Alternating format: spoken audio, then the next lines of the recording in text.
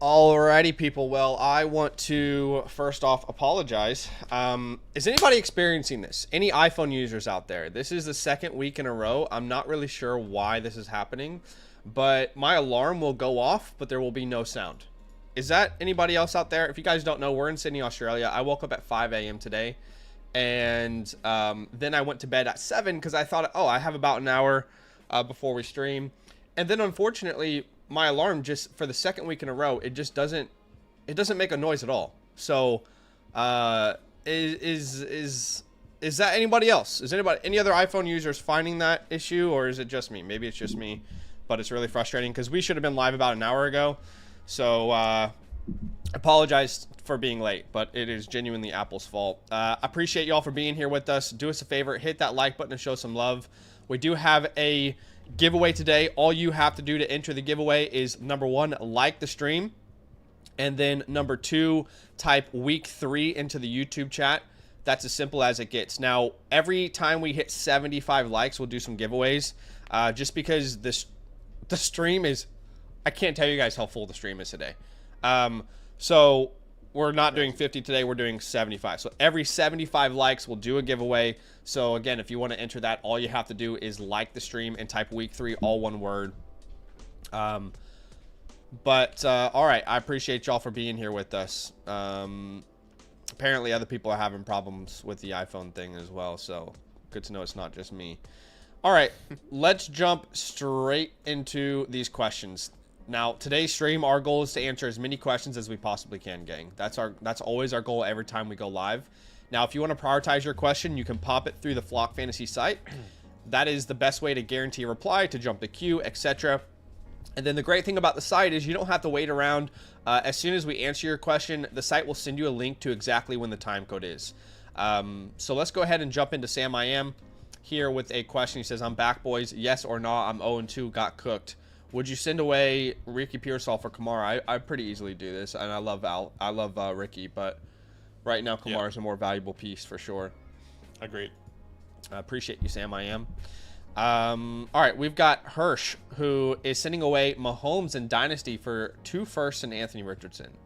Richardson's pretty much cooked at this point. This is basically trading for Trey Lance.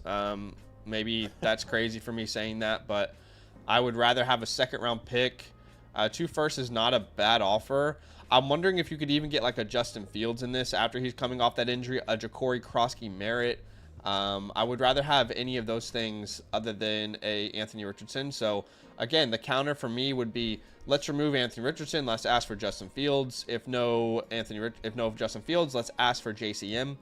Those would be my 2 counters. Yeah, I don't mind that. Just get rid of, depending on your team, also just kind of starting to tear down or get younger.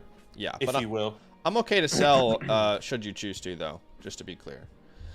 Yeah, appreciate you. Excuse me. Unimportant mine. Oh, that's a team review here. We'll get to that. Boss is next.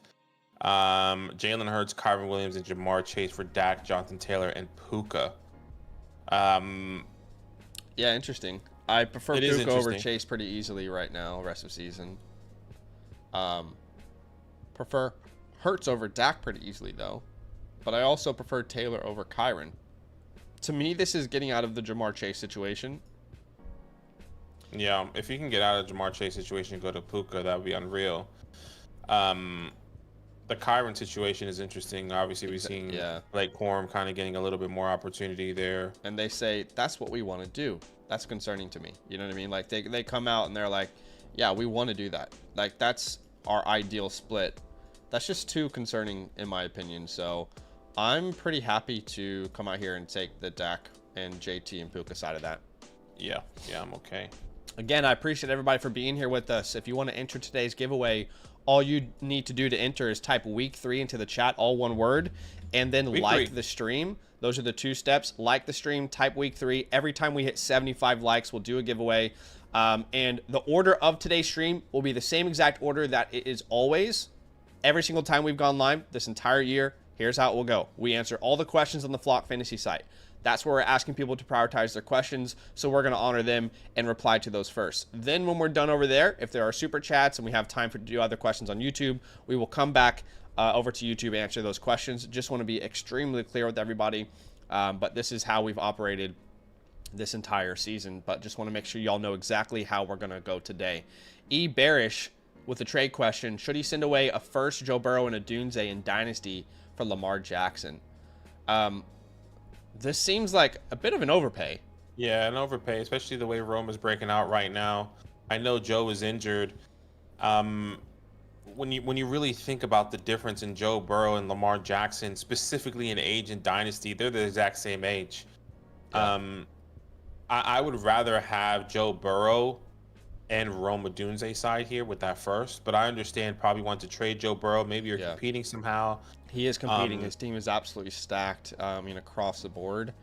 I would just say that I would rather keep a. First off, I feel like Burrow in a first is fair enough, in my opinion. Yeah. So to add like a Dunze who's worth 2 firsts is kind of crazy. You're only doing this because you lost Burrow, obviously. But the other counter that you could do is instead of sending the first, it's just Burrow and a Dunze, or it's just Burrow in the first. Anything beyond that, in my opinion, is an overpay. I completely agree. Mason, and by the way, I'd prefer to send A.J. Brown away instead of Rome if you can. But anyway, Mason RSM is sending away James Cook for Connor and A.J. Brown. It's an 8-team league. I don't want to be the guy that gets the 2-for-1 in a 2-for-1. I want the 1 in a 2-for-1 in an 8-team start 8. Such a small league. All I want is premium players across the board. So I'm going to go ahead and say probably no. Yeah, I would say no as well. I don't understand because you have Amanra, Nico, Terry. What are you going to do? Like your starting lineup will be worse if you make this move. There's no point. James Cook right now after 2 weeks is RB1. You're going to James Conner, who Trey Benson is getting a little bit more work, getting a little bit more involved. So that's probably going to grow. AJ Brown, I said it earlier yesterday. I'm not sure how I feel about him. I think I'm just going to punt that player. I think he's a buy low, but I don't think you need to buy him. And your starting lineup looks worse if you do this trade. You do not want to buy James Conner in an 8-team league. You want to stay with the elite names. Butta, as in Butta Brandon Aubrey. He says, first ever season, love from Australia. Hey, mate. Bloody oath. He's sending away Breece and Judy for Mason and Evans. Interesting. Yeah, wow. I would say Evans and Breece are pretty much on the same page for me. I do prefer Mason over Judy, though. Over Judy. Yeah, I would agree. Especially with the IR designation. Yeah, okay. Yeah, I was about to say, I don't know if you saw, because I know you said you just woke up with Aaron Jones. Mm-hmm. Yeah. And Jerry Judy, he's still getting the targets, but those points are just not getting to the place where we want it to be. Mike is on that better offense. And what was great about Judy last year is they were so zoned in on targeting him. This year, they are spreading the ball out to a lot of weapons. And Harold Fannin is one of those weapons as well. So, yeah, I'm going to lean the Mason side of this deal, especially after the IR stint that I completely just agree. got there. So, on the same page? I completely, yeah. Toe Time says they want JT best options to propose what would like to keep running back if possible. Thoughts? So you're sending JT for Malik Nabers. I mean, I would want Malik Nabers. I think the biggest question is 10-team league. What's your running back situation looking like? I can tell you it's Bucky, James Cook, Javonte, Pacheco. He lost Jamar Chase. Well, he didn't lose Chase, sorry. But he lost I think his team will be the Jonathan Taylor team, no? Yeah, you're right. Okay. So he has Taylor, Travis, Connor, Swift. Quinshawn is on the waiver wires right here. Yeah.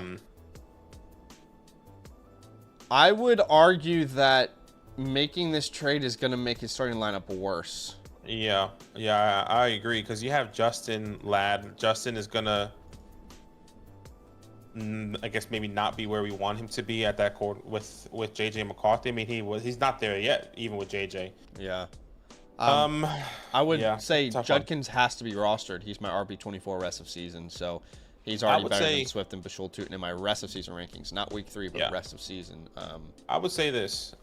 T, if you can guarantee to pick up Quinshawn Judkins, I would do this trade for Malik Nabers.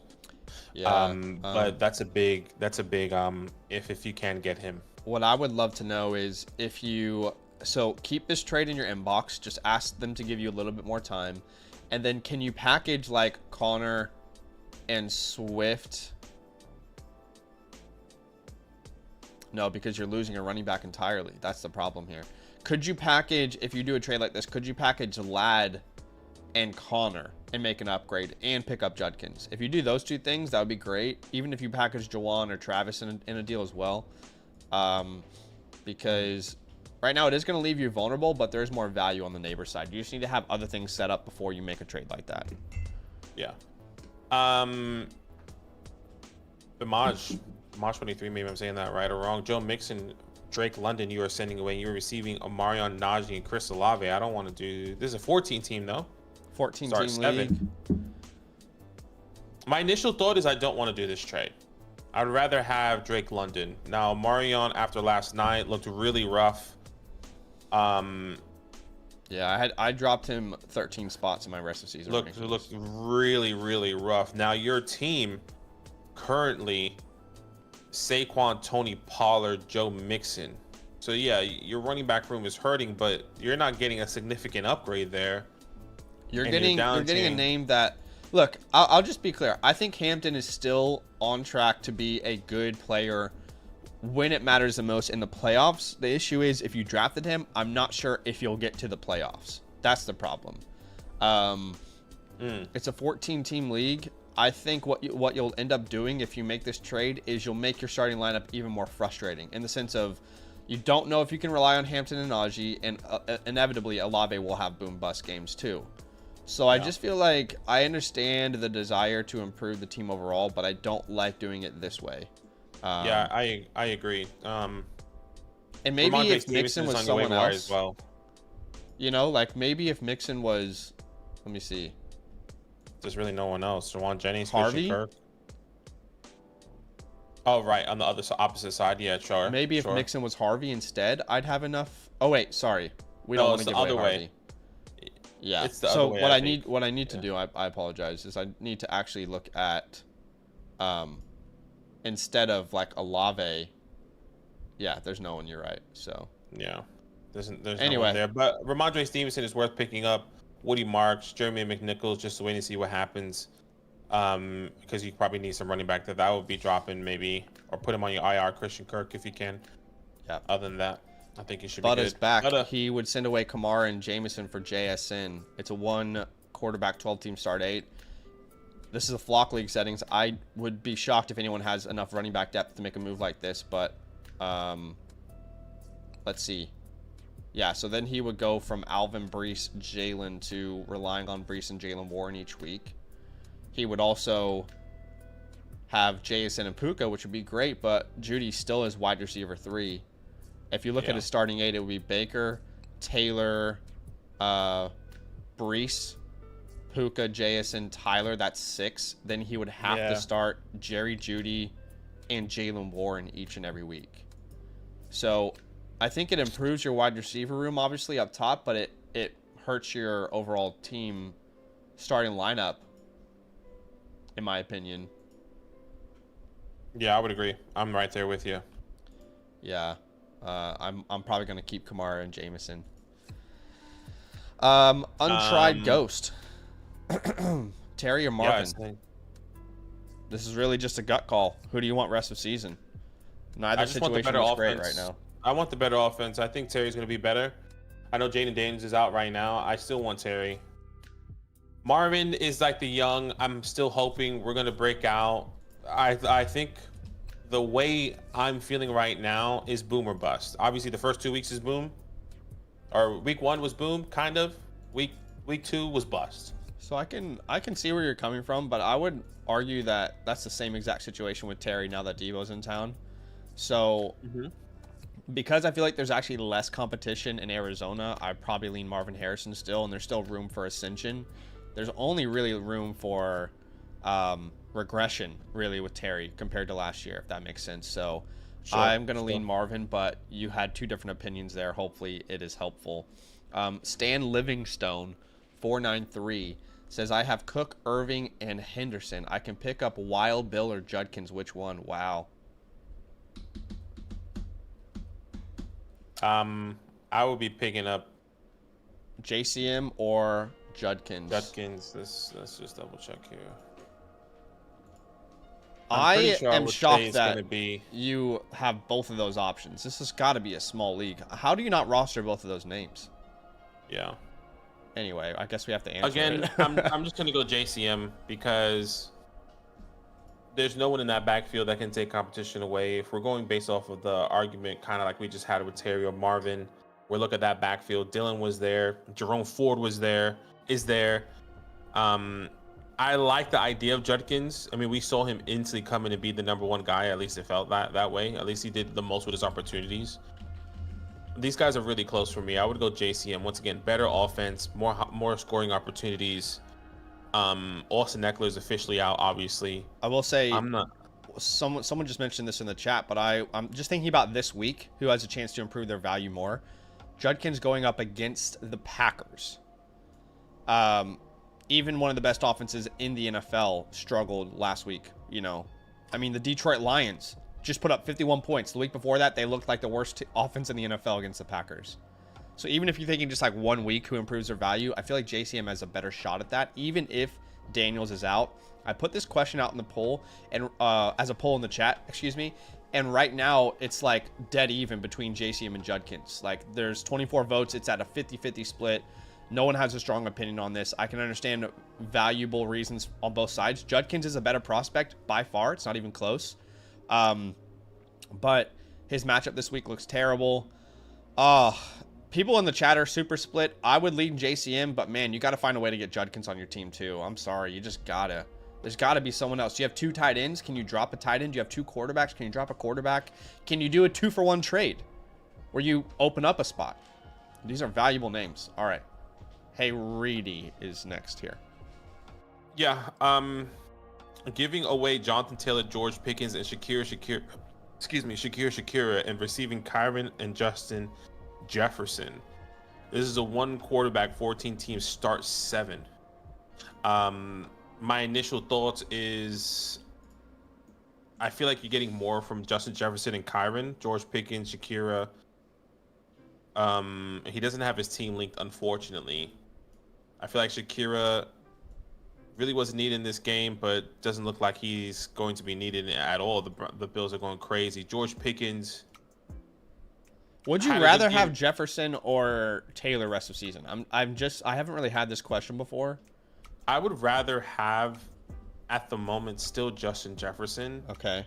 But Jonathan Taylor is very close. I think this is the first time I've had to answer this question, so I'm going to update my rankings, but I do prefer Jonathan Taylor at this point. Mm-hmm. There's enough rationale to, the offense looks great. Finally, JT's in a great offense. He looks elite. This is close. For me, this is Kairen and Justin. Justin. Just because, not that Jacobs because I think Jonathan Taylor and Justin Jefferson are close enough that Kairen has a big enough gap with George Pickens and Shakira. That's how I'm seeing this. Yeah, I think probably in a 14-team league, it's hard to trust names each and every week. I think Pickens showed you last week why he was my guy. In that offense, obviously it was a high-powered game, and that's not always going to be the case. But you saw the upside of a Pickens. I mean, if quarterback play doesn't improve, it's not completely insane to say Pickens and Jefferson could score a similar amount of points per game in the first 4 or 5 weeks. But obviously, you're expecting quarterback play to improve. You're expecting Jefferson to be better, for them to give him more easy layups. Yeah. I lean Kairen and Jefferson, but I hate it. Honestly, I hate this question. FRK22, low projections, time to swap youth for Bucky. Would you send Henderson and Hunter for Bucky? I'm shocked that this is even an option for you. I think if you can, I would. Let's just make sure his lineup. Hunter's your wide receiver 4. That's great. Travion RB2. You just lost Aaron Jones. Your starting lineup would be Trevor, Derek, Bucky, Malik Egbuka, Tyler Warren. Then you could start Tyreek Hill. You're probably starting Juwan Johnson if you make this move. That's not comforting. Yeah, but it's not. I think there's enough to play around with, though. Romeo Dobbs is a guy that you can pick up there. Zach Ertz is a guy you can pick up. I mean, you're not going to start 2 tight ends, so maybe you can.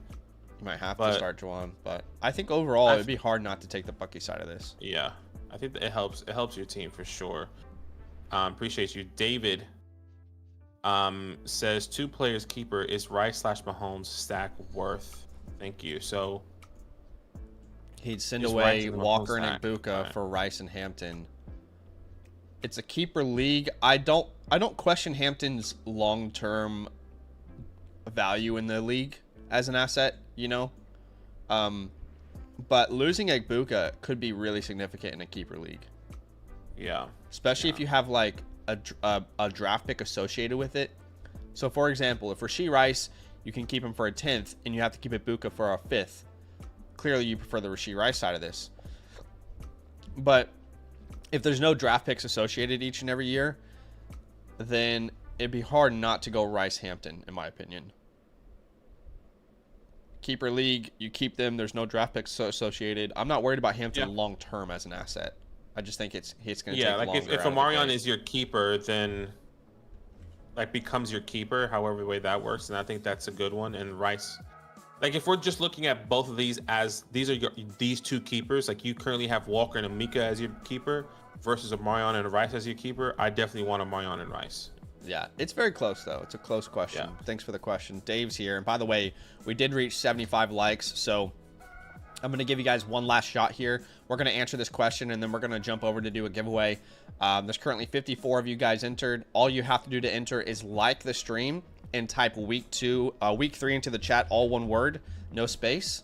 So this is your last shot before we answer this next question and do this giveaway. Dave says, can trade draft picks. We'll trade 7th for his 12th. So I'm assuming that means next year's draft picks in a redraft league. He would send away Henderson and Marvin for Harvey and JSN. And he says, can trade draft picks. We'll trade a 7th for his 12th. So would you trade next year's 7th round pick in a redraft league for a 12th rounder to get Harvey and JSN? Harvey and Henderson are about same exact tier for me. So being able to go from Marvin to JSN, if you feel really good about your roster and you're like, making this move, I think I'm going to have a really good shot to get into the playoffs guaranteed, not even win it all, then I think it's worth it to do a trade like this. JSN's one of the most dominant usage wide receivers from a usage perspective in the entire league. Yeah, I'm right there with you. Give me JSN. Addy, 1988. Appreciate you, Addy. Start sit question here. Justin Herbert, Aaron Rodgers, Kairen, Jahmyr Gibbs. You already have Malik Nabers there. I'm going to be starting Lad McConkey. Hopefully we can get Amika and Buka in there. I would put Igbuka over Lad at this point. Sure, that's totally fine. The way they're spreading it out there in LA is enough for me. I think we'll get him in the flex anyway. Yeah, not anti-starting him, just... Yeah, so then we can put however way, Lad or Mbuka, however way you want to go. I think it'd be the 3 receivers here. Yeah, George Pickens and then Ricky. Is that what you're saying? Because he's got 3 options here, so Ricky, Pickens, and Lad. Not that that's the order, but just we're not going to start Judkins over those names. Yeah, against Green Bay. Who is Ricky playing? Ricky's playing the Cardinals, which is interesting. Just a little bit scared about Juwan Jennings has an ankle injury. Not sure if he's going to be good to go or not. I don't want to play a good offense against Green Bay. Certainly don't want to play the Browns offense against Green Bay Packers defense. Yeah, I definitely get that. Skywalker. Skywalker, you're sending away. If it loads for me, Tony Pollard, Javonte Williams, Cortland Sutton, and receiving Breece Hall and Lad McConkey here. Do like getting out of Tony Pollard at this point. Obviously, I was able to do that in the Flock League last week. It didn't really help me that week, but I feel like nobody wants Tony Pollard right now in trades. Javonte, however. Yeah, Javonte or Breece. Yeah. If you look at my overall rankings, I have Javonte. I have Breece over Javonte, but they're back-to-back. Well, in overall, they're like 5 spots apart, which is not much in overall. They're only 2 spots apart in running back rankings. And then I don't know how we have the confidence in McConkey based off the way that offense is going to go out there and buy high on him. I view this like buying high almost. So I'm wondering if there's a different... Yeah, I mean, you don't have your team linked, but is there a different receiver that you could buy instead? Like, it's not that I'm anti-Lad. I still think he's going to be great rest of the season, but I don't know why we would have the confidence to buy him the way they're using Johnston Keenan. They're just spreading the ball. They're just spreading the ball out. That's all. Can you buy Like Drake London low? Can you buy Brian Thomas low? AJ Brown low? Devontae Adams low? I'd prefer all these names right now. I mean, would you rather have Tetairoa McMillan or Ladd McConkey rest of the season? I don't think that's a crazy question. One's in a great offense, but one is actually a dominant target share guy. Yeah. Yeah, I mean, for me, it would still be Ladd, but I can understand. I think maybe if we look at, that upcoming schedule, is that going to get any harder, more pressing games? Denver's going to be a tough one. Washington. Yeah, I mean, I would still go Ladd, but I think it's a close one for sure. Yeah. Overall, I like this idea, but I don't think this is the execution you want it to look like. Like, for example, from Sutton to Ladd, I don't think you're making a big difference. From Javonte to Breece, I don't think you're making a big difference, and you're losing Tony Pollard. Like, I would rather do this type of trade and just know that at some point I'm really making a big difference in my lineup. Yeah. Brendan Smith here. By the way, let's go and do this giveaway. Let's give away a start sit voucher and a trade question voucher. All right, 97 entries. All you had to do to enter, and we'll do this every time we hit another 75 likes. All you had to do to enter was type week 3 into the chat, all one word, and like the stream. So there are over around 100 of you kind of right here. So let's see. So the winner of the start sit question is going to be Edgar Padilla. I'm probably saying that wrong. My bad. Edgar. But Edgar, all you have to do, my friend, is message me on Discord. Sorry, there's my Discord username. Send me a screenshot of your YouTube account, and then tell me your Flock Fantasy username. Now, if you don't have a Flock Fantasy username, very simple. All I need you to do is create one, but make sure you use a promo code LAND, and just create one for free. Okay, so I'll send a link in the chat right now. Again, create a free account with the promo code LAND. Make sure you use my code so I can find you at sign up. And then anybody out there can create a free account, by the way. So if you want to see like Sleeper, ESPN, Yahoo, you want to see expert consensus on your league, a whole bunch of great information for free, use the code LAND at sign up to create a free account. But give me that information, Edgar. And now for the trade question. The trade question is going to... It's going to Dan Milne. So same exact thing, Dan Milne. Send me your YouTube screenshot, your Discord, and your Flock Fantasy username. If you don't have one, create one for free with the code LAND. All right. Let's jump into the next question here from Brendan Smith. He's sending away Ken Walker to get back Algier, Cooper Kupp, and Keenan. This is what we call take advantage of a newbie. Brendan, I imagine you're relatively new to fantasy football if you're considering this. So I want to be extremely helpful to you here. Because this is what we do to new fantasy football players. We say, look, we'll give you 3 players for 1. Put it into a trade calculator. I'm sure it's going to be great for you. But in reality, you're losing the one guy. I mean, I know Keenan's been like a reliable start, by the way. This is not shade on Keenan, but it is much harder to find a startable running back than it is a flexible wide receiver. And you're basically getting 2 guys that you would never start, Algier and Kupp, for 1 guy that you can flex in Keenan. Like, this is the definition of taking advantage of a new fantasy player. And if you're not new, I apologize, but I just want to be helpful. We would not even consider this trade. You keep Ken Walker. It's not even close. Yeah, completely agree. All right, Max. Appreciate you, Brendan. Max here. Kenneth Walker. He says, one of these 3 for Hill. I'm struggling at wide receiver.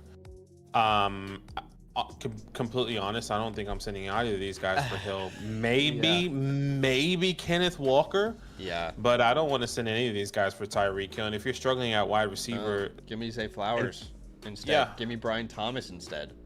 Like, to be very clear, Tyreek Hill is not worth any of these names right now. Yes, he had a good game. Exactly. It's he had disgusting, a good game.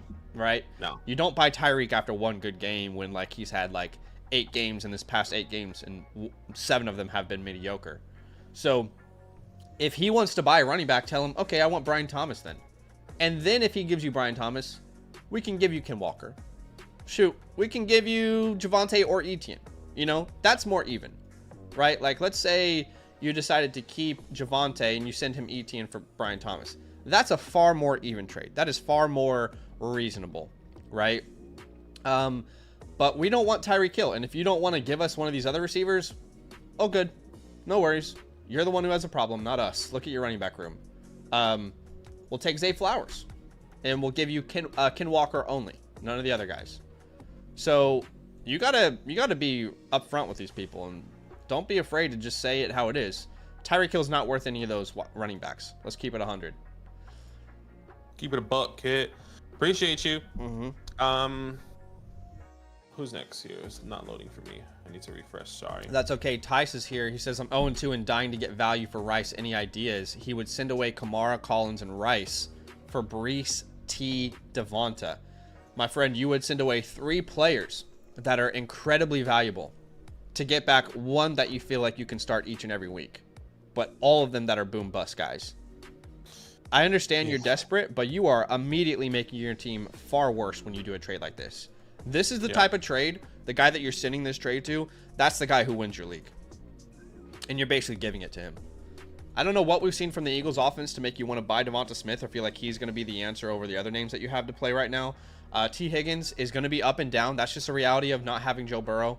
Breece Hall is, on an offense that's fine, but it's, as we saw on Sunday, it is boom bust. This isn't even close. This is like awful. This is a truly awful offer. I'm gonna be honest with you, man. So right now you're gonna, if you make this move, you're gonna have Genty, Monty, and you lose Kamara, but you get Breece. It's just your wide receiver room is gonna look disgusting. Yeah, no. I'm there with you. Man, so many people are sending trades and they're getting taken advantage of, or someone's taking advantage of them today. I'm glad we're here. We're here to cock block the take advantage of people trades. This isn't even close. Like, it's not even close, but I'm trying to think of like a counter, but this is like worlds apart in value, in my opinion. Yeah, no, I agree. Like, it is worlds apart. Nico, decent game. Alvin, good game. Rashi Rice. Look at what's probably difficult for you is that you have Rashi Rice and a guy that's not playing right now, and you probably need points. You're 0-2, and this was probably one of the things where you drafted Rashi Rice early because you were just saying, I'm going to take a shot on him because when he comes back. But this is the problem. You're 0-2 now. Now you're panicking. And maybe that wasn't the case. Maybe you got him at a good value there. But I'm still holding. I'm still staying I don't strong think you're like, I don't think even this week your lineup gets better when you do this trade.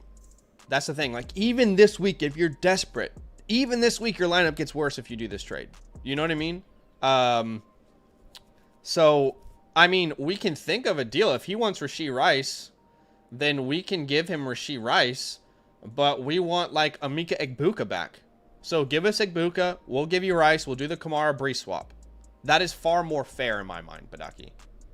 Yeah. That makes far more sense than him just completely robbing you blind. Or maybe this is a trade you came up with. I don't know. But by the way, if you guys ever get a question submitted from us, you'll get a time code. I am not afraid for you to send that time code straight to the guy who's sending you a trade. I don't care if they want beef in the chat. I've done it before. I'll do it again. If someone's trying to take advantage of you, I have no problem telling it exactly how it is. If they're in your DM saying, no, man, this is great for you. Can't afford to have Rashi Rice. Your roster is going to get better if you make this trade. Bullshit. I got no problem calling you out. All right. Bullshit. He's getting passionate. AC Marana. Right. I just hate when that happens to people. They would send away Etienne and McMillan for CeeDee Lamb in a start 8.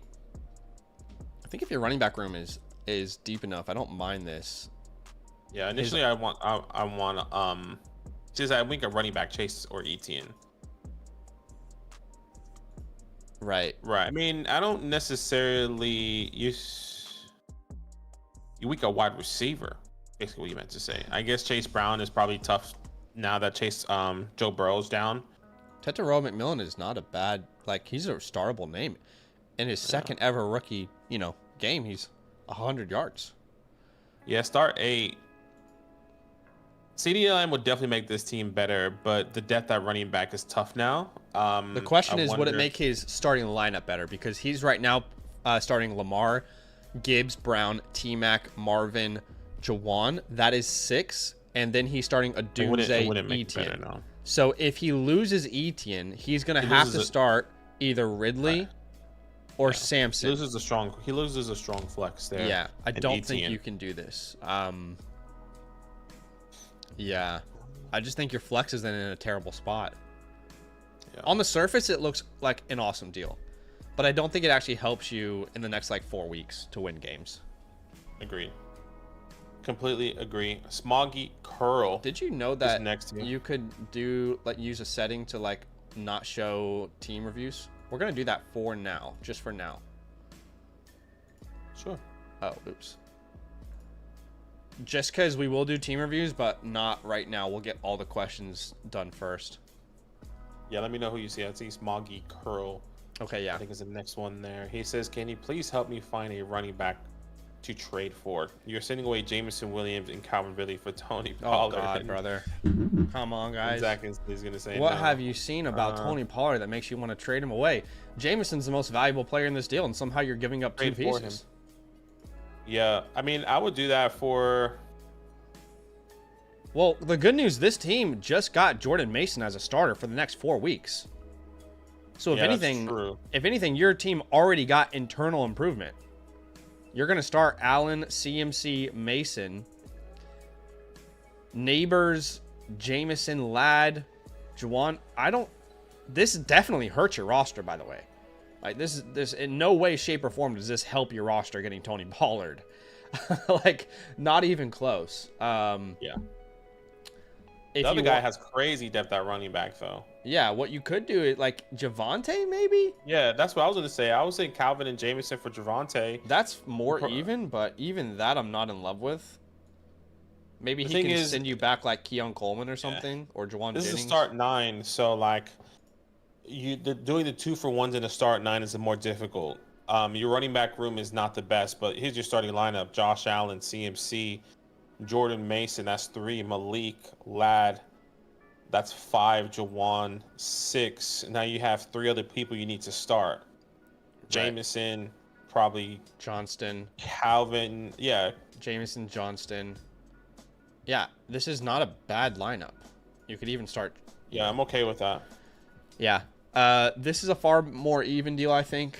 Javonte, like Keon and Ridley are pretty close. Javonte and Jameson are close, so yeah, right. Definitely don't do the first trade that was offered to you. I'm not doing that trade. Yeah. All right. Azathoth says need to hit waivers for a quarterback, Stafford or Browning. I mean, if you're Stafford against just this week, yes. I feel like it'd be Browning. Yeah, because Stafford is playing the Eagles. Yeah.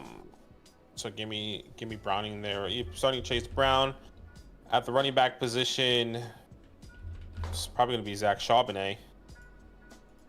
Amanra, Cortland, Tyler Warren. So just to be clear, like we have to put Daniels, but we prefer if you have to choose between those two names, it'd be Browning. Yeah. So Charbonnet or Harvey? I'm going Charbonnet. Yeah, it's not going to be as bad as it was last week, I promise. And then, yeah, I think the rest of the lineup's already set up how we'd have it. It's pretty, yeah, exactly. All right, Brando. Appreciate you. Brando, you are sending. It says Superflex leagues. I think I need another stud wide receiver. You're sending away Drake May and Travis Hunter for Rome Odunze. I mean, Drake May is more valuable than Odunze straight up in a Superflex. If you redid your draft, Drake May is going to be a first-round pick, if not a second-round pick. I know Odunze's been incredible. He's been great. But you're sending away Drake May, who's more valuable in Superflex. No doubt about it. Quarterbacks are harder to find, especially with all the injuries happening right now. What's interesting is that apparently this is Superflex league, but the quarterbacks available, Brock, Trevor, Tua, Stafford, all on the waiver wires. Is this really a Superflex league? Right. Maybe it's not. If it's a true Superflex league, then there's no way that Odunze is more valuable than Drake May. If it's a true Superflex league, the counter is like May for Odunze straight up. That's the counter. Yeah. Yeah, exactly. If it's a true Superflex, I would do May for Odunze just based off of if this waiver wire is true. I would just trade away May for Rome, pick up Brock Purdy. You already have Jalen and Bo Nix starting for you. And if something happens, you still have Trevor. You still have Tua. You still have Stafford to go pick up. And once again, if this is true, if this is what we're seeing is right. Yeah, I was going to say, candidly, May for Odunze, you're still losing that trade. So if you can put a 2-for-2 in there where you go from Hubbard to Jacobs, then that's even better. But John Hill 30 is sending away T. Higgins to get Igbuka. Love it. Give me Igbuka all day. Easy money. Every day. Bones 1010 says 0-2, got Daniel Jones on Wednesday. Flex running back, 2 thoughts. Okay, so we're starting Daniels. If Daniels isn't available, have to hit the waiver wire. But Genty, yeah. So I think Warren is a clear answer here, actually. I was about to say we have a tough decision, but I think Warren is a clear answer here. Yeah, after this past week. Yeah. Yeah, playing the Steelers there. Nico Collins, wide receiver 2. Egbuka if he Mika plays. Egbuka. Which I'm not saying and he then won't, by the way. Tyler Warren at the flex here. Metcalf for me. It's Yeah, close so with you- Johnston, man. As crazy as that sounds, it is not crazy. That, brother, the one thing I thought we had for sure figured out before the season began was that the Chargers were going to be a run-heavy offense. I thought for certain, because every Greg Roman offense he's ever led, every John Harbaugh team he's ever coached, run-heavy offense. And To be fair, they even haven't had last year they were studs. run-heavy. They were They had- like the lowest pass-over expectation rate in the entire league last year. Same coaching staff.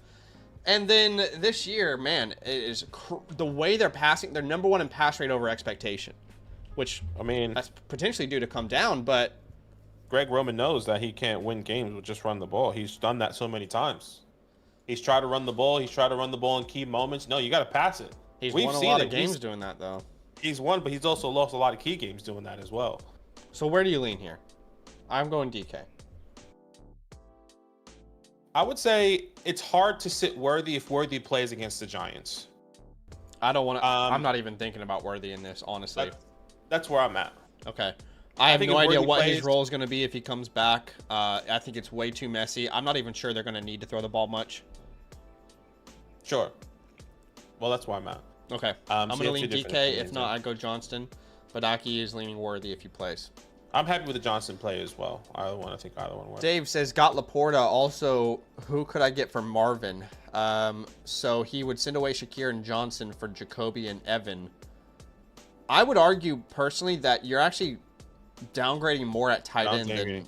wide receiver upgrading here. I agree. I think if you've got an Evan, if you've got a Juwan Johnson, I think you need to realize how valuable of an asset you've got. You know what I mean? I mean, yeah, I got Juwan Johnson in the Flock League. I think he's hella valuable. So I guess you could say trying this to is, trade him away. I guess you could say this is an even trade, but I'm not really in love with it. I don't really feel like I'm not doing an upgrade to get to Jacoby Myers. Let's just say it like that. Yeah. Someone asked if you can sign up for the Flock site for free. Yes, you can. Just make sure you use the promo code LAND, L-A-N-D, okay? So again, just make sure you use the code LAND, L-A-N-D, when you sign up for a free account. I'll put a link in the chat. B-Dog Mac Attack is sending away Pollard, Pearsall, Evans for Chase Brown, DJ Moore, and Pittman, and he's saying trying to upgrade RB2 from Tony. He needs wide receiver depth. So he goes from Pollard to Chase Brown, who I do think Chase Brown's clearly an upgrade, even with the Burrow injury. Then he goes from Pearsall to DJ, Evans to Pittman. Evans to Pittman is a downgrade in my opinion, but is it worth going from Pollard to Chase to do that downgrade? I'd argue it is. The issue is, if you make this trade, DJ Moore and Michael Pittman are in your starting lineup every week. Yeah, I think that's kind of the issue there. Like, how much more valuable is Ricky and Mike in the long term? Because yeah, you upgrade at the running back significantly, but the wide receivers is a big drop. Ricky is, I would say Ricky right now, with my expectations of how Mac Jones is going to be playing until Brock Purdy comes back, is going to be equivalent to what we're seeing DJ and Michael Pittman do these past couple weeks. The question is Mike Evans. I think Mike Evans can go. Mike Evans can score 30 points any given week. I don't think we can see that from DJ or Michael Pittman anymore. Yeah.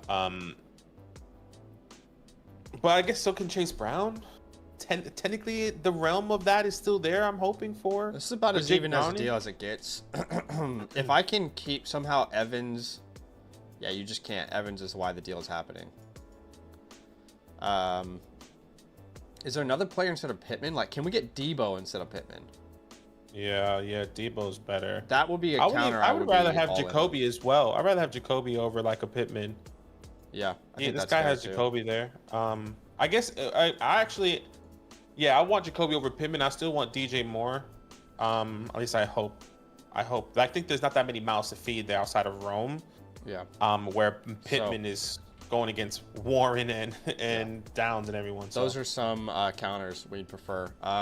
NK says could get Braylon or Ray Davis instead of Corum. That's not a good start. They're sending away Lamaconky. Sending away Lamaconky, but like this is a no-brainer. You take AJ Brown. I don't care if you get Corum or Ray or Braylon, but I probably prefer Corum at this point actually. Which I should update my rest of season rankings with Corum because he actually showed legitimate value. Yeah, I'm just thinking here. Yeah, I think I'm pretty easily going the AJ Brown Kittle side. I have AJ Brown ranked higher than Ladd McConkey. It's close. I don't care if you have them in the same tier. I do, and I don't care if you have one over the other. But you're getting a free George Kittle here. I struggle to understand how this isn't the easiest. George's match. coming back in 2 weeks, so yeah, I'm there. 3 maybe, but yeah. Herbie here is sending away Marvin for AJ Brown. So this is a make your call moment, and this is where I prefer AJ Brown again. Yeah, I'll take AJ Brown. Yeah, I do think there'll be more passing situations for Philly. BC Caleb, it's a start sit. He's starting Jalen Hurts, CMC Taylor, T-Mac Nabers, Fannin at the flex spot. He's got some tough calls here. I wouldn't consider Judkins with all these options, so it's between Swift, DJ, Waddle. So you have to sit one of those names. Waddle's playing Thursday night against the Bills. Swift is playing against the Cowboys. I think I'm going to be going Swift over Waddle. I think it's actually going to be Swift and Waddle. Swift plays the Cowboys. You're right. That's a high over under, and it should be a lot of points. So I do think Swift is going in. And I think you can make an argument that DJ Moore is in a good situation as well against the Cowboys. It's actually, because that secondary is cheeky cheeks. So starting those two Browns there, Bears probably going to be ideal. 100%. Bears. Bears. Roddy, I mean, you said it, not me. Yeah, no, you stupid. You did it. Roddy's Club says Breece Hall or Pickens or Brian Thomas. I love buying Brian Thomas, but this seems like an overpay. Like, I'm not really sure the Breece Hall owner is easily sending Thomas or Breece for Brian Thomas straight up right now. So this seems like an overpay. If anything, like send Breece Hall for Brian Thomas. You know, I don't think adding Pickens is just like Pickens is not a throw in this deal. That seems kind of ridiculous. Ridley could be a throw in. Dylan Sampson could be a throw in. Braylon Allen could be a throw in.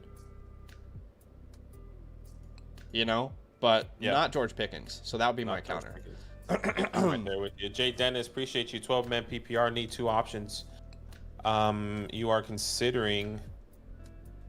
you're starting Rome for sure in that flex option. Right, yeah, you can't sit Rome with Dunze. I guess the question is, are you starting Mike or Debo? Oh, actually, are we unlikely that Mariota? Daniels is going to play. I think that hurts Terry more than Debo, but just I believe the Commanders' offense will be built around the run game if there is no Daniels in this league. And it's Mariota, right? The backup? Yeah, Mariota's the backup. So, okay. Yeah, appreciate the question. Yeah, I'm there Dennis. with you. Hopefully the family is good. Hood Pope says trade is not needed, but curious on it. We like it. So he sends away Warren and Nico to get Jamar Chase. You can see I have Nico Collins ahead of Jamar Chase in my rest of season rankings. So, yeah, I mean, I wouldn't do it. I view this as you're giving up Jaylen Warren for free. And I do think Jamar Chase is going to be fine. You know, some people are upset about the video we released today with the wide receiver start sits because they're like, stop talking about the splits for Jamar Chase. Stop talking about the fact that he was worse without Joe Burrow. And I'm like, why? We have to talk about it. He is not going to be as good without Joe Burrow than he is. I don't care what sort of tweets you've seen circling around. He's not going to be as good as a fantasy player without Joe Burrow. That's just point blank period. The facts, okay? Doesn't mean he's going to be bad. Just means he's probably not going to finish as a wide receiver 1. So it's cursed. It's cursed. The 101 is cursed. We said this. I would prefer Nico Collins and Jaylen Warren if these are your 2 options here. Yeah, it's interesting. I mean, I don't mind mean, doing a straight up, just hey, make your call here if you want Chase over Nico rest of season, but I'm not going to give a free starting running back away. Yeah, look, I agree. I think it is interesting with Jamar Chase and Browning. I think what I saw was very promising. I just felt like he was just every drop back, it was straight to Chase. It was straight to Chase. Now, it's not going to happen every game. Probably not. No, but that was that gave me confidence. That was okay, why was Browning moving the ball better than Joe Burrow? I think when a backup comes in, the game plan is simplified by 1,000. You know what I mean? Sure, and I understand that. The defense did not plan for not having Joe Burrow. Do you know what I mean? Yeah. So I think there's a lot of factors at it. But anyway, I don't mind if you want to make your call straight up, but don't give away a free starting running back. That's how I view it. Especially your running back room did not look very, very deep. Smalls. He says, or hold and pick up Daniels. So you're sending away Saquon, Rome Odunze for Jalen Hurts and Bijan. One quarterback starts 7. Yeah, interesting. I think it depends on who you're losing at the wide receiver position. I would say this. I would do this trade over picking up Daniel Jones, even if you're losing Rome Odunze. I know that sounds crazy, but I think a lot of context is important here. And we do have that. Well, let me ask you this question. Do you think Saquon Barkley or Rome Odunze are going to decrease their value this time next week? I do not. And the reason I'm asking you that question is because if that's the case, why not pick up Daniel Jones for 1 week as a trial? See if it continues. And if it doesn't, it's not like Saquon and Odunze will be less valuable to the Hurts Bijan owner. Sure. You're right. I guess my instant thought was in a start 7-12 team, that onesie position is as important. Now, losing the depth at Rome, once again, without the context, I would just go straight for the quarterback position. Now, with the context, he's losing Rome, who's his wide receiver too. Yeah. What the hell happened to your draft, bro?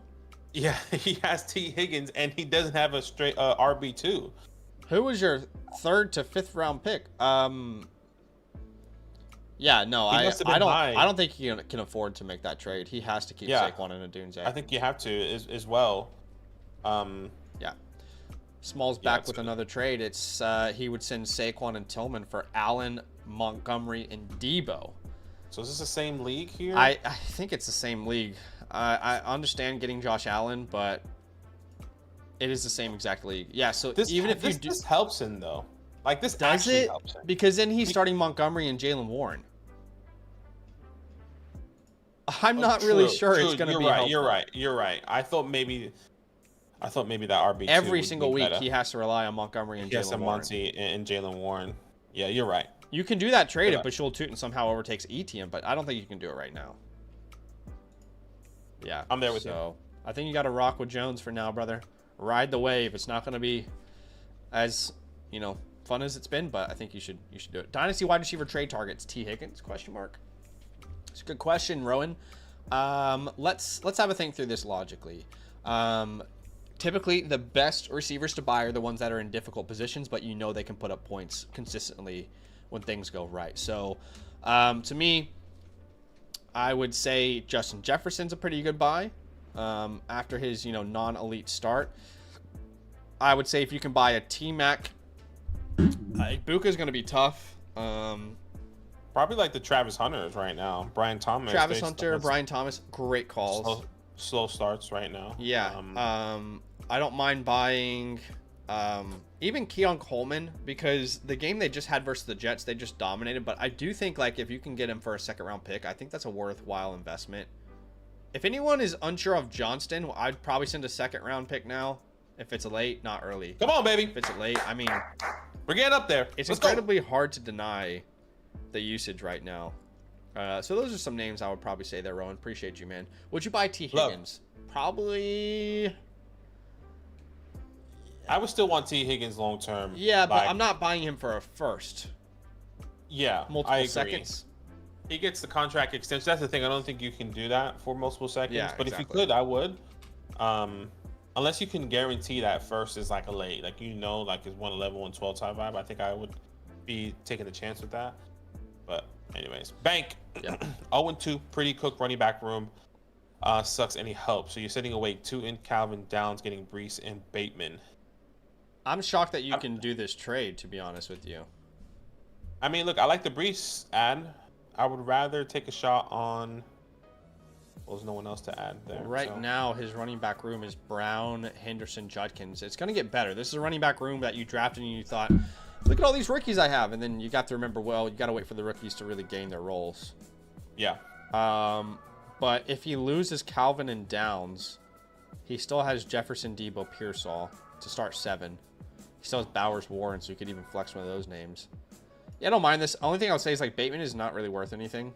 Yeah, that's why I was looking to see who else was added. I'd probably drop Bateman at this point. I don't know who else you can add, though. You can't, I mean, you don't want Demario Douglas. Unless it's Najee Harris, you take a shot with him. But that's even because your running back room is hurting. Might as well get more depth. I don't know. I'd be curious if you could turn this into, like, instead of getting Bateman, he's 0-2. I was going to say, could we get, like, Rice? Honestly, I'd rather have the free roster spot on the waiver wire. Genuinely. Maybe you can ask for Christian Kirk and see what happens this week. Yeah. Maybe they actually had big plans for Kirk in Houston. Hold on, that did not go through, so I need to resubmit that. Just so you guys know, we are doing a giveaway today. You can enter. It's very simple. All you have to do is type week 3 into the YouTube chat, all one word.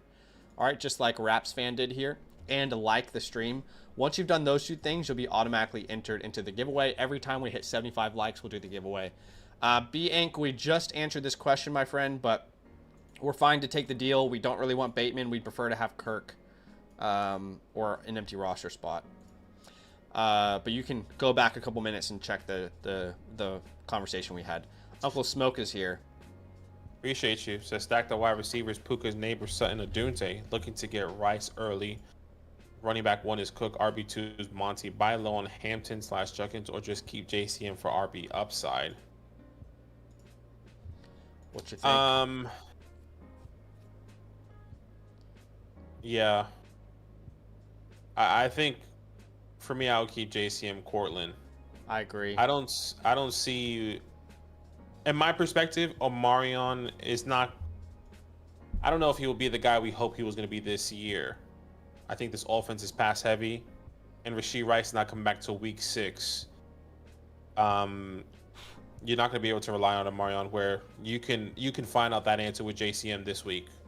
You're going to. Yeah, I think it's a difficult ask to let go of JCM for Hampton right now. I know that sounds insane, but Padaki's right. Like, starting this week, you'd much rather start JCM pretty easily, and Sutton's going to be much better. I'm curious if like we can counter this and like. If you could add Judkins and send away Monty and try and get like quote unquote ahead of the curve, would you do that? Would we can't upgrade at tight end, but like I'm just wondering, like if we can add Judkins, sending away Monty's more valuable right now, that's the thing, so it doesn't really hurt. But if we do that, can we make it a big 4 for 4? Can we upgrade somewhere else? For example,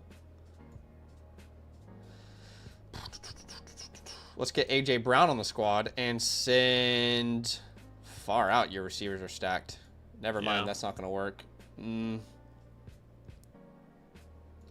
Yeah, I think I prefer Judkins over Monty, but it's pretty much the same exact. I'm fine to keep the side of JCM Sutton. That's close though, very close. Mason, the Flock says DK Quinton. Or are you sending away DK for Chase Brown and He's Quinton? sending away Mason Dodd for Chase Brown and Quentin Johnston.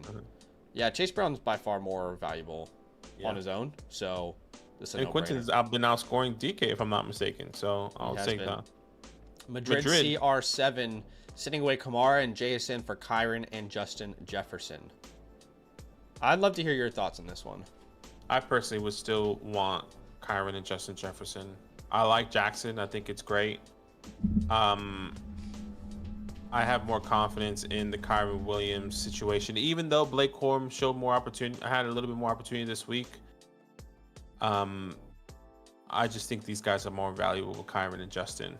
And with JJ McCarthy missing a game or two, I don't think he's gonna miss 2 to 5 weeks like Purdy, he'll come back.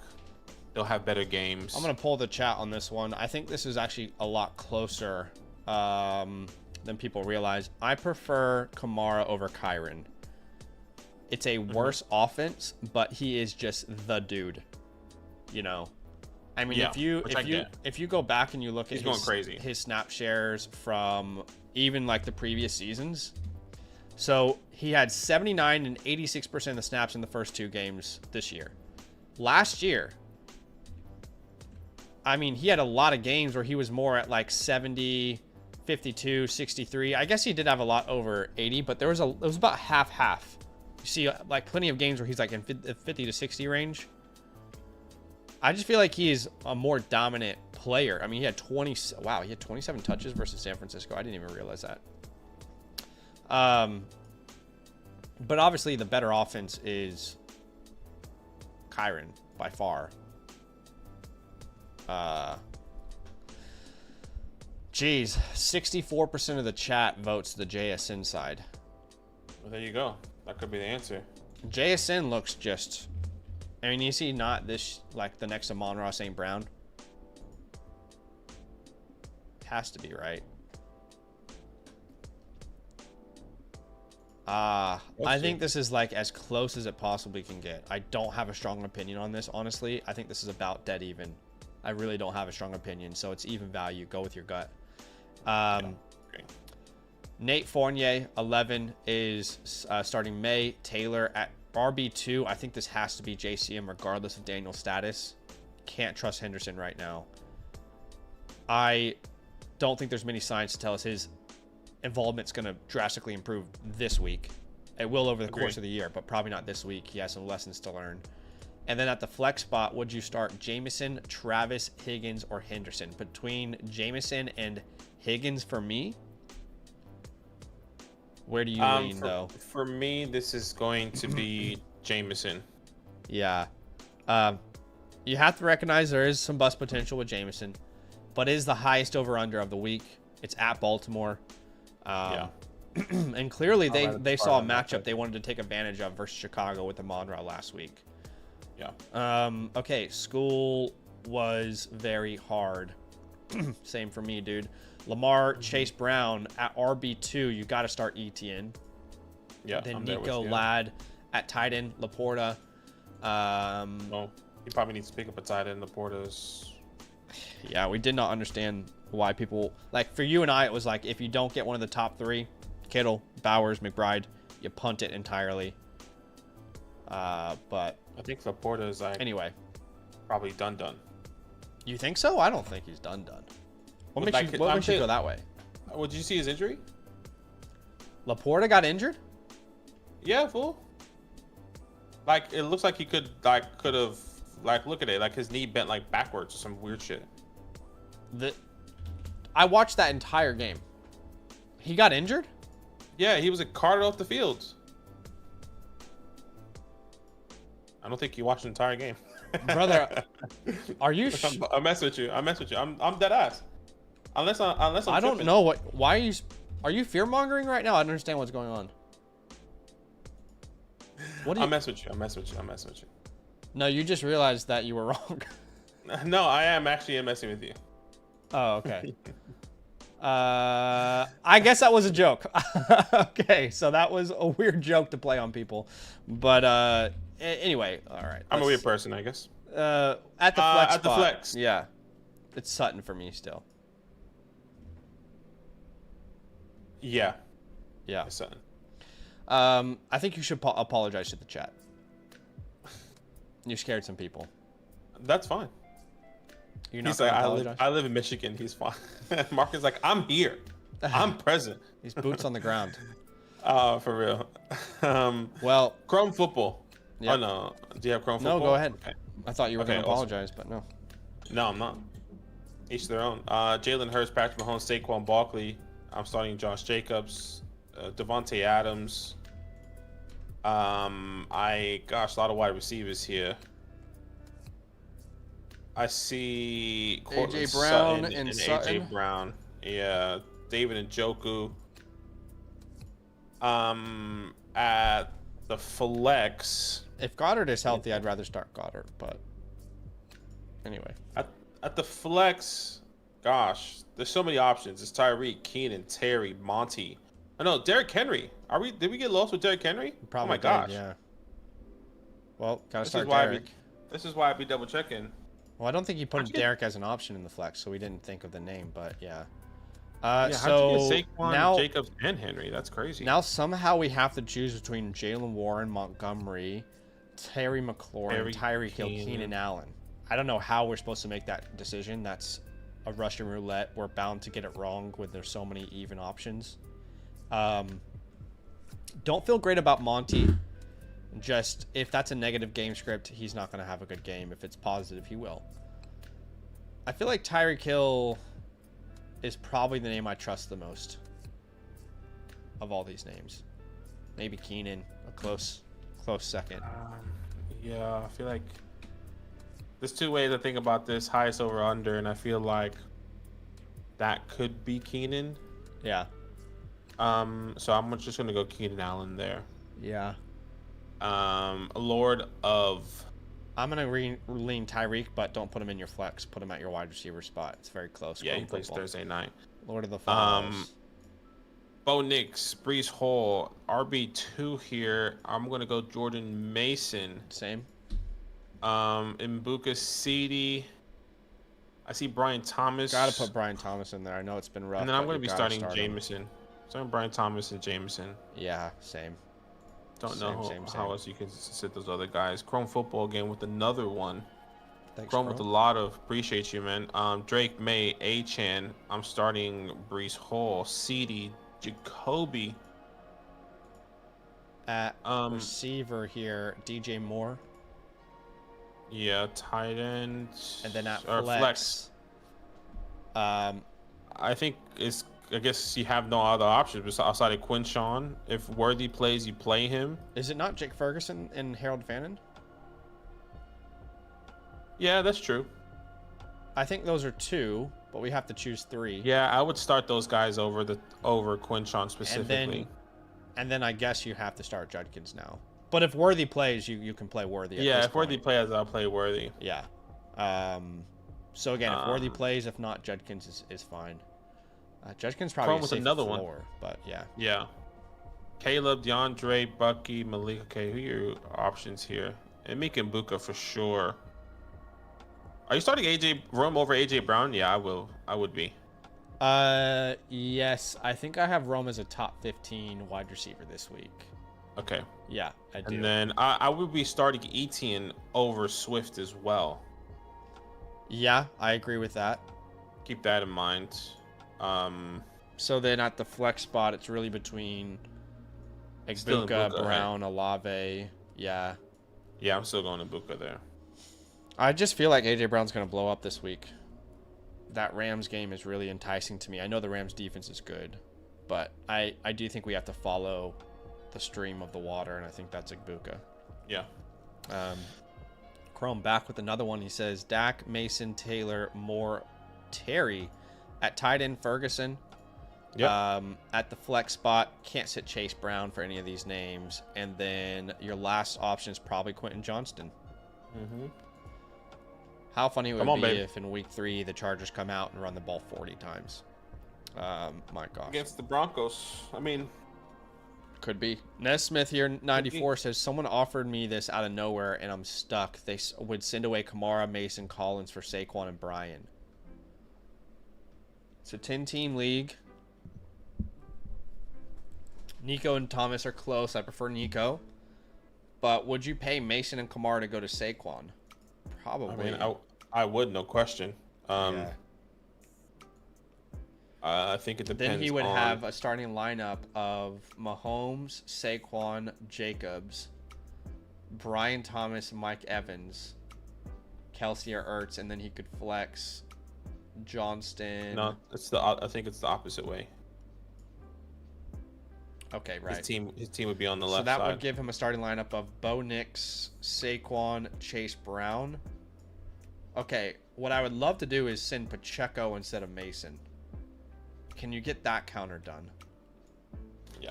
Outside of that, I really like the deal. Appreciate you, man. Sidekick. I'm in a guillotine league. Barkley's on the waivers. I have $900 in fab. How much do I use? I need a running back. $900. How much does it take? The thing with guillotine is like, you know how guillotine works or no?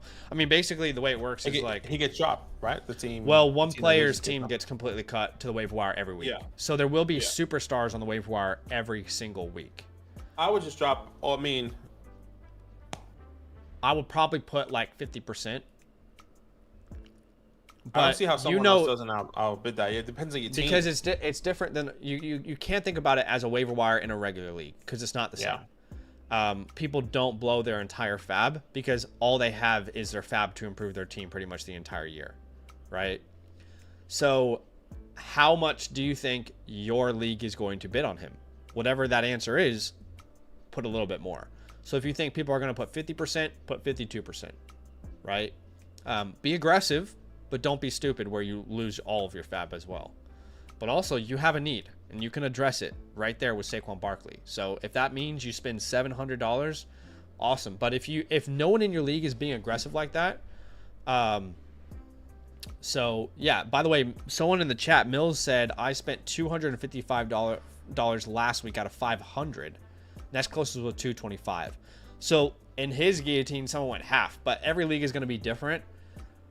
So if that means you had $1,000 originally, maybe you have to put $600 to guarantee him. But your league is going to be different than everyone's. I'm assuming Mills only had he had 500. So hopefully that's helpful. T-Morg. I think I would do that. He says, not a trade, Burrow owner. Which quarterback on waivers are you picking up? Okay, yeah, that was smart. He linked his league. Drake Maye. Oh, yeah. Drake Maye I'd instantly pick up. Yeah. He'd be my number one pick off the waiver wire. If it's not that, it's golf. Then after golf. that. Yeah. Yeah. Appreciate you. Physicality says, who should I package to get a top quarterback trade also? It's a start sit. So let's answer the start sit. It's Baker, then it's Jacobs, Bijan, Nico, Nabers, Tyler Warren. At flex, JSN. Okay, I'm back. And then if you want to package like Baker and Igbuka, it's a nasty combo actually. But you can afford to probably do that if you want to upgrade. Yeah. Try and get a Lamar Jackson. America's dumpster fire would send away Bucky for T-Mac. I can't think of a single reason to sell Bucky Irving right now. I agree. I don't want to do this trade. Yeah. I think if we redid fantasy drafts, he'd be a first-round pick. Obviously, I have him in the flock league. He wasn't in leagues that we weren't a part of, though. In a lot of ESPN Yahoo leagues, he was a third-round pick. But, yeah, I don't know why you would do this. Then you have Kairen and RJ Harvey starting for you, or Jordan Mason. This is a hard pass by a significant margin. Armando. Running backs with JT, Jacobs, Chuba. Wide receivers Chase, Jason, Rice. Yes, Treston, Maye is the number one priority, my friend. We said Drake Maye by far. So to be clear, yes, he's worth the number one priority. He's not available in any of the leagues that we're in. But 100% he can be a number one priority for you. Go ahead, sorry. Jalen Warren, Quentin Johnston, and you're receiving Jordan Mason and George Kittle. This is a start 7-10 man league. Yeah, I'm easily taking the Kittle side and waiting for him to come back. Yeah, I would agree. I'm doing that as well. T-Gun TM says, have absolutely no clue with my start sit. So at running back, I understand, but Swift probably. Then between Charbonnet and Hampton, it is close. Charbonnet. I don't want to overreact too much, but I don't want to underreact either. I think it's in a game where they were leading the majority of the time. Yeah, no, I Marion had 8 carries? You're right. Less than that? It's a better matchup versus the Saints for Charbonnet. Yeah. Chase Thomas Fannin at flex. I'm going Pickens and Devonta, right? Devonta Smith, yeah. That's tough, man. I'm sorry you're in that spot with Hampton. It's not fun right now if you own him. 8 crazy nights. Crazy nights. I said, should I pick up Daniel Jones and drop Love, or Golf? Should also pick up Shakira and pick up Jawan Johnson. I would stick with Golf this week over Daniel Jones personally. I'm not sure where Zach sits on that. On the fence. I don't have a strong opinion. I have them back to back in my rankings. Yeah. I could see a real disaster class for Golf. On the road in Baltimore, we've seen this before. It was like a year or two ago. So I could see a disaster class for him, but it's not like I'm projecting that. Yeah. I slightly lean Golf because of the over-under. Agreed. Jacobs, Gibbs, Jackson. Wide receiver 2 is going to be Amika. And then the flex, this is going to be Cortland. Ooh, Brian Thomas is there as well. Yeah, I was going to say, I can't sit Brian. I know it's been bad, but... Yeah, it's going to be Brian. It's not fun, man. You've had a lot of players underperform. I'm sorry. It should get better. Yeah, 100%. Appreciate you. Zendez. This is also, would you guys drop Tracy for Scatterboo? Okay. I don't know about dropping Tracy for Scatterboo, but I think definitely. But let's start Drake May, Ken Walker, HN, Tetaroa, Nico, Harold. And then at the flex, this is going to be George Pickens for me. And I understand why you're asking Tracy for Scat, because there's no one else you can drop on your team. Surely you should have another option because George Kittle's on your IR.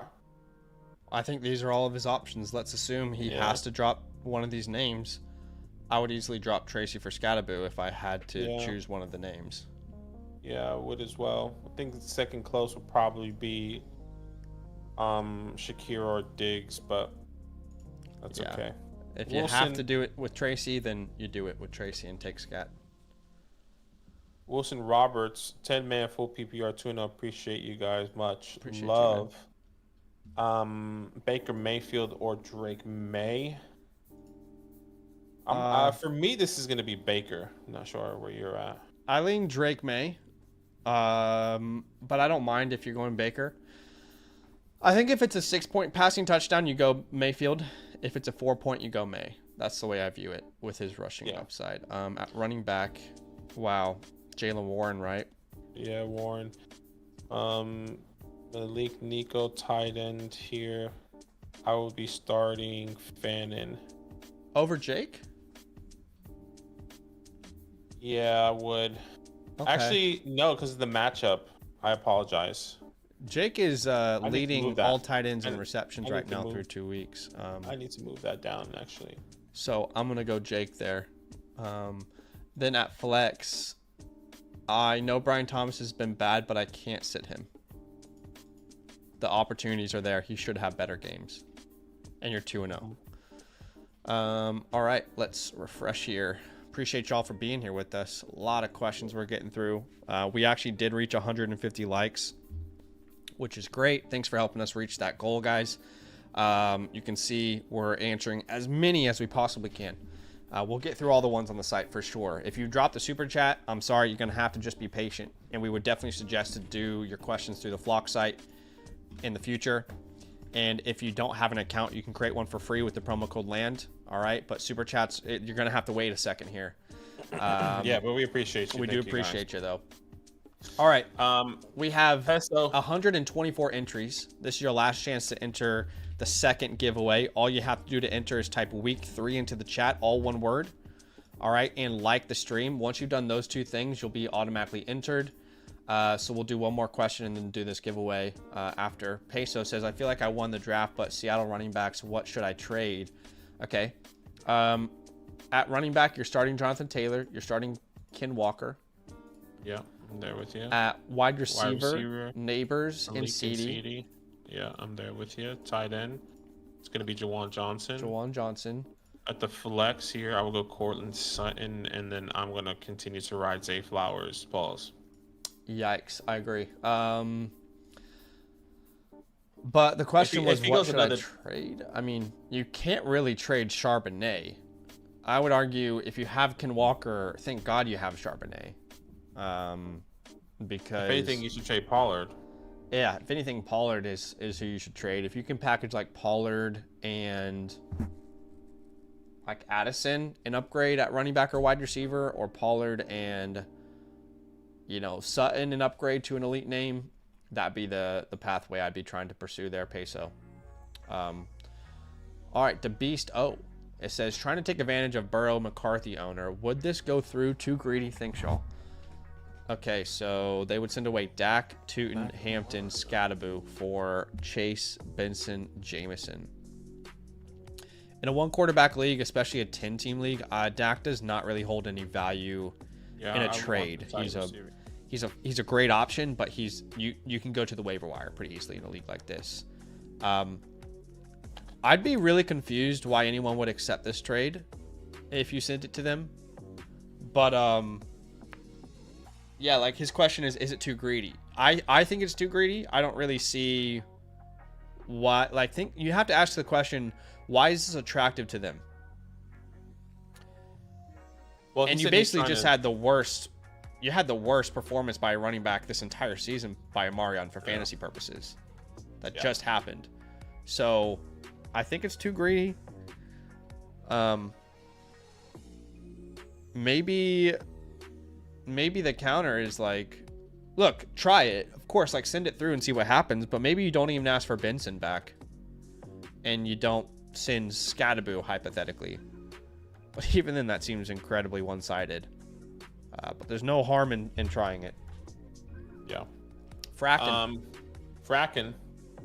Lamar Jameson, or Jameer, excuse me.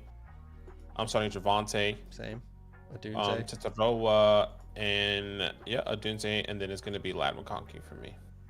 Yeah. I agree. It's close, but I agree. All right. Appreciate the team review, Michael. We'll get to those later on today.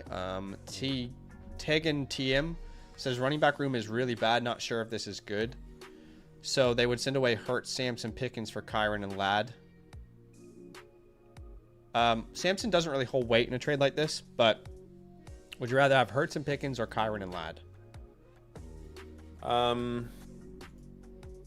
One quarterback, 10 teams start 7. My initial thought is I want Jalen Hurts in that one quarterback league. One quarterback? What, like because it's small? Yeah. One quarterback, 10 teams start 8. I think his running back room is in desperate need of help. His team is with Amarion. Hey, I'm just trying to double check that. Yeah, Amarion. So he's getting Kairen. Yeah, I would agree with the context there. I'd be curious if you could. You have Drake Maye on the waiver wires as well. You can send Jalen. Yeah, go probably pick up squeeze Drake a little bit. I wonder how much you can squeeze out though. That's what she said with Jalen Hurts. Can you get Dobbins added into that somehow, some way? Right. Cam Scattaboo added into that just to give you a little bit more depth and to kind of help you out there. Those are some fine counters that you could ask for. Yeah. Whole milk is king. I obtained Black Batman. Tied him was my biggest hole. So Bucky Irving is on the squad, and Trey McBride. Yeah. So let's hope the wide receiver room looks good with JSN being off the team here. Honestly, the wide receiver room is not very deep, but your running back room is also a disaster. So you could make an argument that you probably needed running back. I don't know. This is a tough one because I think your starting lineup, I don't know if it improved or not. Obviously, you added Trey McBride. It's a start 7. That's very impactful. You already had Harold Phantom, which you could start. I don't know what you're doing at RB2 now. Yeah, I agree. Because before you had Maye, Kairen. I guess it was Kairen Hampton. Is that right? Yeah, so it does kind of upgrade it a little bit. No, for sure. We'd all rather have Bucky over Kairen, but so it's Maye, Kairen, Hampton. Before it was Malik, London, Fannin, JSN. That was your starting 7. Now it goes from Fannin, JSN to Fannin Ridley. And that is That is difficult. There's some guys you could pick up though. Alec, you should pick up. Rome, I would pick up. Maybe hopefully those guys can help you. You can drop the Michael Penixes of the world. Dylan I would try and Sampson. trade away. I'd drop Braylon for Dylan Sampson. Yeah, I'll try and trade away Harold Fannin to a tight end needy team. I'd drop Michael Penix for Alec A. O'Manor.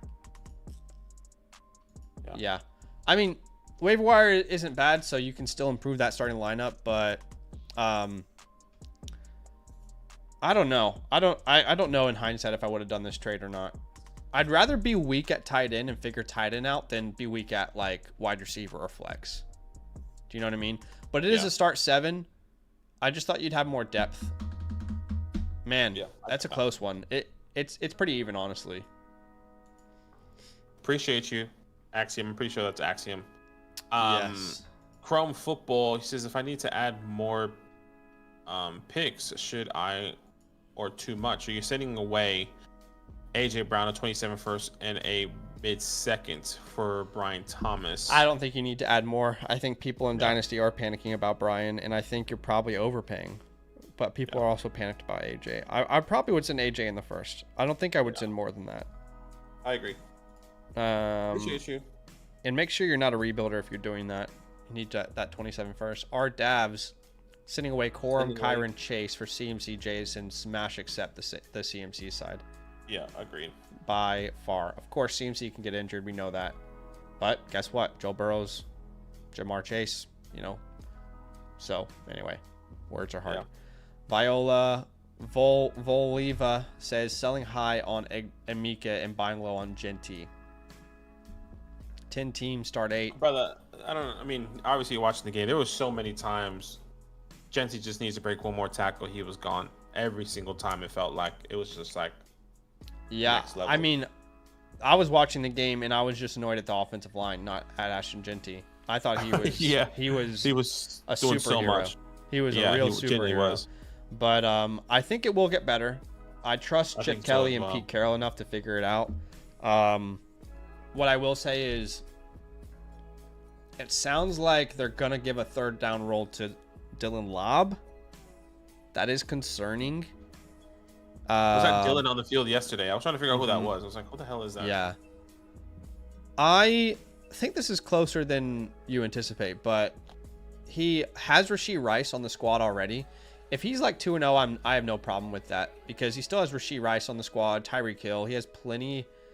But honestly, look at his running back room. Like, do you really need Genty? I don't think you're actually using your assets the way I would. It's a start 8, so you're starting right now. Why do you only have Purdy on your roster? You need a quarterback. So go pick up Caleb Williams. But if you're starting Caleb, for example, then it's CMC, Hubbard, Nabers, JSN. And why is Dalton Schultz there? Brother, no idea. Please go get Zach Ertz or Brenton or Dallas or Evan Ingram. My goodness. Who told you to start Dalton Schultz? Voliva. All right, please. Whoever told you to start Dalton Schultz, do not look to them for advice again. No disrespect. I know it's nobody in the flock community. Anyway, so he's starting Caleb Williams, CMC, Chuba Hubbard, Nabers, JSN. That's 5. Let's say Ertz makes 6.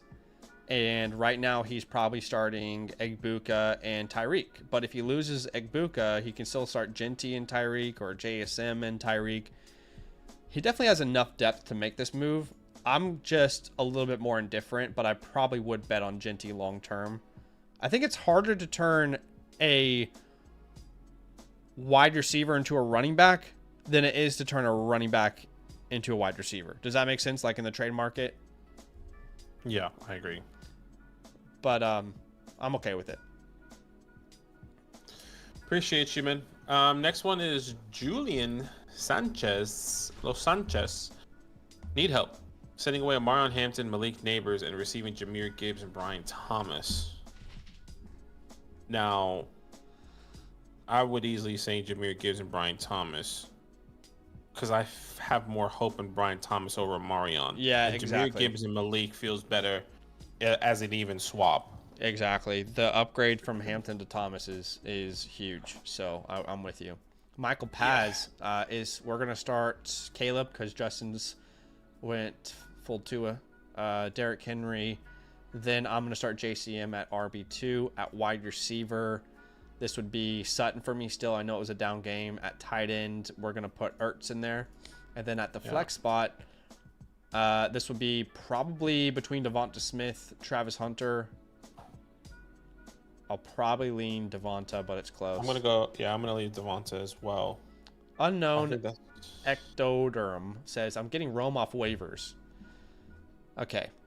What? 8-team league, but Bo Nix or Patrick Mahomes to start here. I'm still gonna go Bo. Patrick does have a good matchup against the Giants this week, but I'm still gonna go Bo. I don't know how you feel. I wouldn't be upset if you started Patrick this week. That Chargers defense looks tough. They had Geno in hell. I think I do lean Mahomes this week. Yeah, which is totally fair. Wide receiver, I see. Oh my gosh. Yeah, a lot of options here. I think McMillan here is an auto start for me. Yeah, and then I'm gonna go. Ooh, this is close Sutton. now. Between Ladd and Sutton, yeah. Yeah, I'm gonna go Sutton, and then at the flex, I'll go Ladd. I don't know if I trust Tyrod, or is Tyrod even a guy? Didn't he get hurt, or am I tripping there? Sorry, I'm gonna go Ladd, and then oh wow, yeah. Sorry, this is actually tough because you can't. Holy shit. Oh wow, yeah, the running back position is crazy. Sorry, excuse my French. What the hell? This is the problem with an 8-team league. Honestly, if you guys are in an 8-team league, I think you should play best ball style. Truthfully. Or you should have like style? Sorry? best ball style. All right. Or you should or they should start like 12. Yeah, you should have a bunch of flex spots. Yeah. 2 tight ends. It's got to get crazy in an 8-team league because who the hell is making these decisions every week? Your entire bench is a starting lineup in the flock league, and it probably wins a week. You can't sit Kairen or Travis Etienne. God, I think you can sit Kairen this week against the Eagles. Yeah, in a league like this. Sure, Travis. In a league like this. Yeah. But you're playing Sutton over Ladd? I would be playing. I think either one. I'm not near here or there with Ladd or Sutton.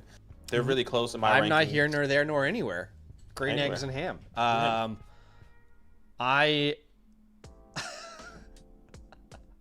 We're gonna get this wrong. All 4 of these guys should be played. I'm gonna lean Ladd. My gosh, yeah. I think Ladd actually has an advantage versus Denver because they can play him inside outside. E-Rock,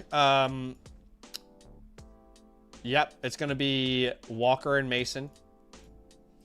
Yeah, Walker and Mason. At the flex.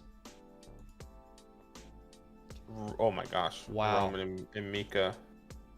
Okay, I think we should have a conversation because I think if you have Roman and Mika and these guys have been performing better, we need to have a conversation with Brian Thomas. How can we sit 2 guys that have performed on back-to-back weeks? No, I agree. Over Brian Thomas. I'm probably starting Rome over Brian, but then who do the Bucks play? They play the Jets. They play the Jets. I'd probably say Sauce is going to be on Mike, so Egbuka's going to have advantage again. That's a problem if you own Mike. He keeps getting the number 1 cornerback treatment. The number 1 corner, exactly. I'm going to lean. I'm starting Roman and Buka over Brian Thomas. As much as I want to start him. Any week is a blow-up week for Brian, by the way. And with a lineup like this, what you have to do, and I mean this with all of my heart, you have got to upgrade your tight end. Have to. So that means we're using Sutton and Strange and going to get one of the top names. That means we'll throw in Pacheco.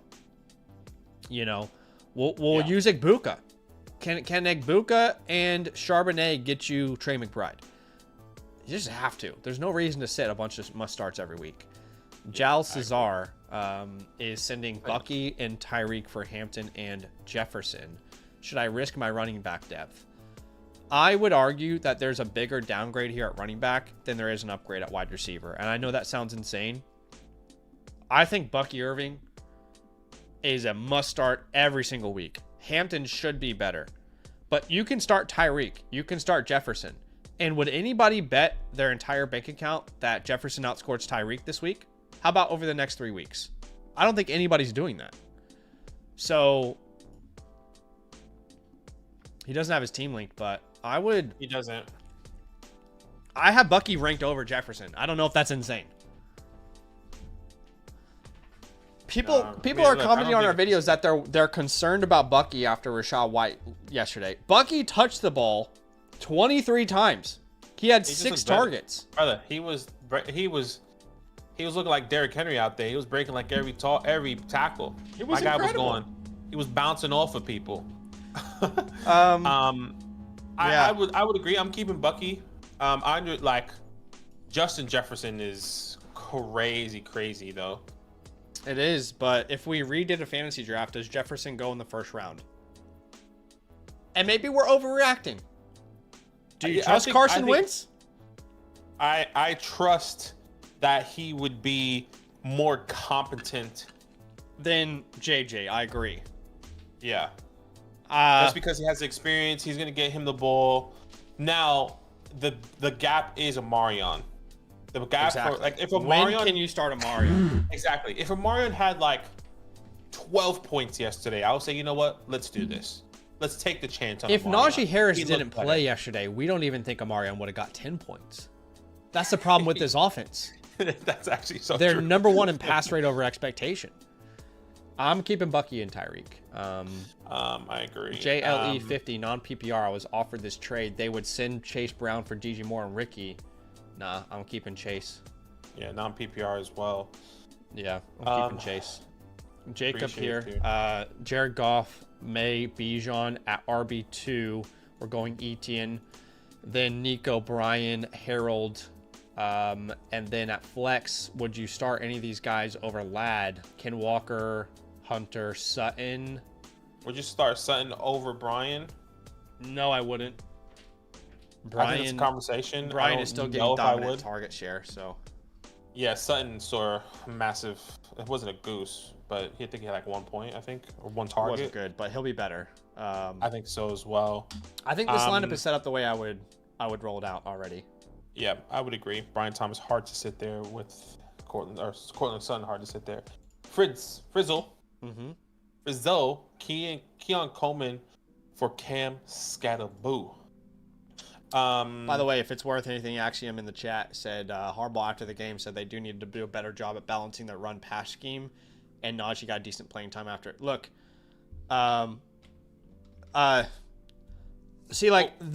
those words make so much sense. But if anybody watched last night's game, at what point did they need to throw the ball? You would have thought they would establish the run game in the second quarter. And it's the fourth quarter, and they're throwing the ball. You're like, what are you guys doing? They still going. So I'd love to see those words put into action. Unless Greg Roman just doesn't trust the running back. He's trusted the running backs in the past. What was it? He trusted. Why, he started Gus Edwards? He trusted him more than he's clearly trusting Marion Hampton, a guy who he probably had said that to draft. Would you prefer here Keon or Cam Scatterboo in a start 7 PPR format? Just depends on the depth here and what you need. Do you need Keon? Do you need Cam? I think in a situation like this more. Yeah, so I see. To go Scats. Yeah, I'll take Cam there. Wes is next. Mm-hmm. Goff, Achane, CMC, Evans, T-Mac at wide receiver 3. It's either Marvin or Sutton for me. And I'm going to lean Sutton. I'm going to lean Sutton as well. I thought you would go Marvin there for a second. And then flex, Etienne. Etienne, exactly. Thanks for the question, Wes. Appreciate you. Etienne, Higgins, JB. or Drake London? You got to have some real depth to make a move like that. 1 quarterback, 12 team start 8. So if he loses Etienne and Higgins, he's still going to be able to start Jalen Hurts, Bijan, Chase, London, T-Mac, Fannin. That's 6. Then he would start Adunze and JCM. Travis Hunter, Josh Downs on the bench. He has enough depth to make a move like this, but the only thing that makes me iffy on this is, like, could I guarantee you that Drake London outscores Etienne in the next 4 weeks? Yeah. I mean, don't know that I can, but London struggled. I think that injury might be exactly. That injury might be prevalent. a little bit more serious than what we thought. Yeah. And they're probably just trying to avoid it, but playing the Carolina Panthers, I wouldn't be surprised he comes out here, drops 20+ points, no doubt about it. But I wouldn't be surprised if the Falcons just run the ball and Tyler Algier scores more points. That's actually so true. It's crazy. I don't know about I think this. since you're good at the depth at running back, I would still take the upside with Etienne if I remember correctly. Yeah. At running back room, like Etienne is your RB 4 or 3, if I'm not mistaken. He's your RB3. You have JCM there. I think there's enough depth there as well. You need more wide receivers that can help you. You're going to be starting Tet, Rome, Drake, and Travis. I think that makes your running back, your wide receiver room better. I'm pretty indifferent, honestly, on this trade. I would say I would swap. If you could do this, I would swap Etienne for JCM. I would want Etienne. Yeah, I think that's fair. On my team. That's probably a better offer. All right, let's refresh here. Appreciate y'all for being here with us. Appreciate you guys. You guys are going crazy today. Obviously, week 3. It's kind of make or break. A lot of guys are 0-2, 1-1, trying to turn around. Yeah. Gene here. It's a start sit. Hurts, Kairen, Achane, Lamb, Igbuka. At tight end, you got to start Juwan. At flex, between Breece and Connor, it's actually pretty close. Would you start Higgins over Breece or Connor? I think I'm probably starting both of those running backs instead. I'm starting the running backs over, yeah, for sure. And we know Higgins can come out there and put up a big game, totally. Like, Jake Browning's a capable quarterback, but I think there's enough unknowns to make me lean towards sitting Higgins of all those names. Agreed. Chrome Football, appreciate you. It's a Dynasty League. You're sending away A.J. Brown, Patrick Mahomes in a 26-second and receiving Bo Nix and Jackson Smith and Jigba. Easy smash except for me. Give me Bo Nix by a million miles. Brother Bo. A million miles. That upgrade is huge long term. Zendes. I also could drop Trevor Lawrence instead of Tracy. If this was you dropping Tracy for Scatterboot in a 1 quarterback league, I would drop Trevor Lawrence personally because I want to just make sure we know that it's going to be Cam over Tracy. I think it's going to be hot hand type of situation. So that's what I would do. I don't know about Zach. Yeah, I mean, it depends on how many quarterbacks are on your waiver wire, to be honest. That's true. That's true. Like, if your waiver wire is pretty stacked, I have like with quarterbacks, I have no problem to drop Trevor. But if you were to look at your waiver wire and say, man, if I drop Trevor and I need a quarterback, I'm screwed, then I would just drop Tracy instead. Yeah. Does that make sense? Yeah, 100%. If there's like a Dak Prescott, obviously Trevor Lawrence is going to be there. If you drop him, I would be okay with dropping there. Dan, quarterback position, 2 guys aren't starting, so I'm assuming you're going to pick up somebody off the waiver wires. So you definitely do that. We're just going to put one of these guys in there for now. Running back position, start Jimmy Cook with Bucky Irving. Wide receiver position, you're starting Puka, and I guess you start Travis Hunter. Hold on, start so Tyler you said James Warren. Cook and Bucky Irving, And Bucky, and then at wide receiver you said Travis Hunter. Travis Hunter. And at the flex, it's going to be Jordan Mason and Travion Henderson. Yeah. Darnell none of these guys have guaranteed touches. You could argue you would kind of hope Travion gets the Rachaad White role at some point. Does that make sense? Yeah. But in my opinion right now, I'm going to go... I think that's tough to even rely. I was going to say Mooney just because of the matchup, but like they can just run the ball. Yeah, I think I'm going to lean Henderson. The only reason I say that is because no defense is giving up more explosive runs this year. And that's what I'm banking on with a bunch of terrible options. Just who can have the biggest single play. And you can make the argument Golden, but you could also make the argument Henderson there. Yeah, I agree. It's a toughie.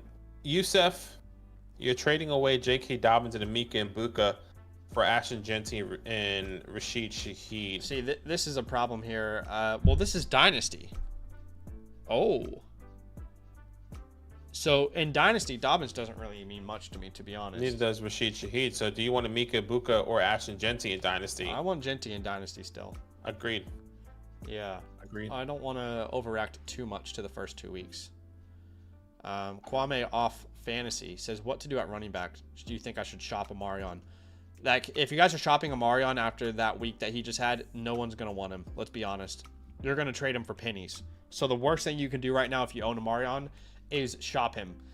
Just simply because nobody else wants him. They all saw the same exact thing that you saw.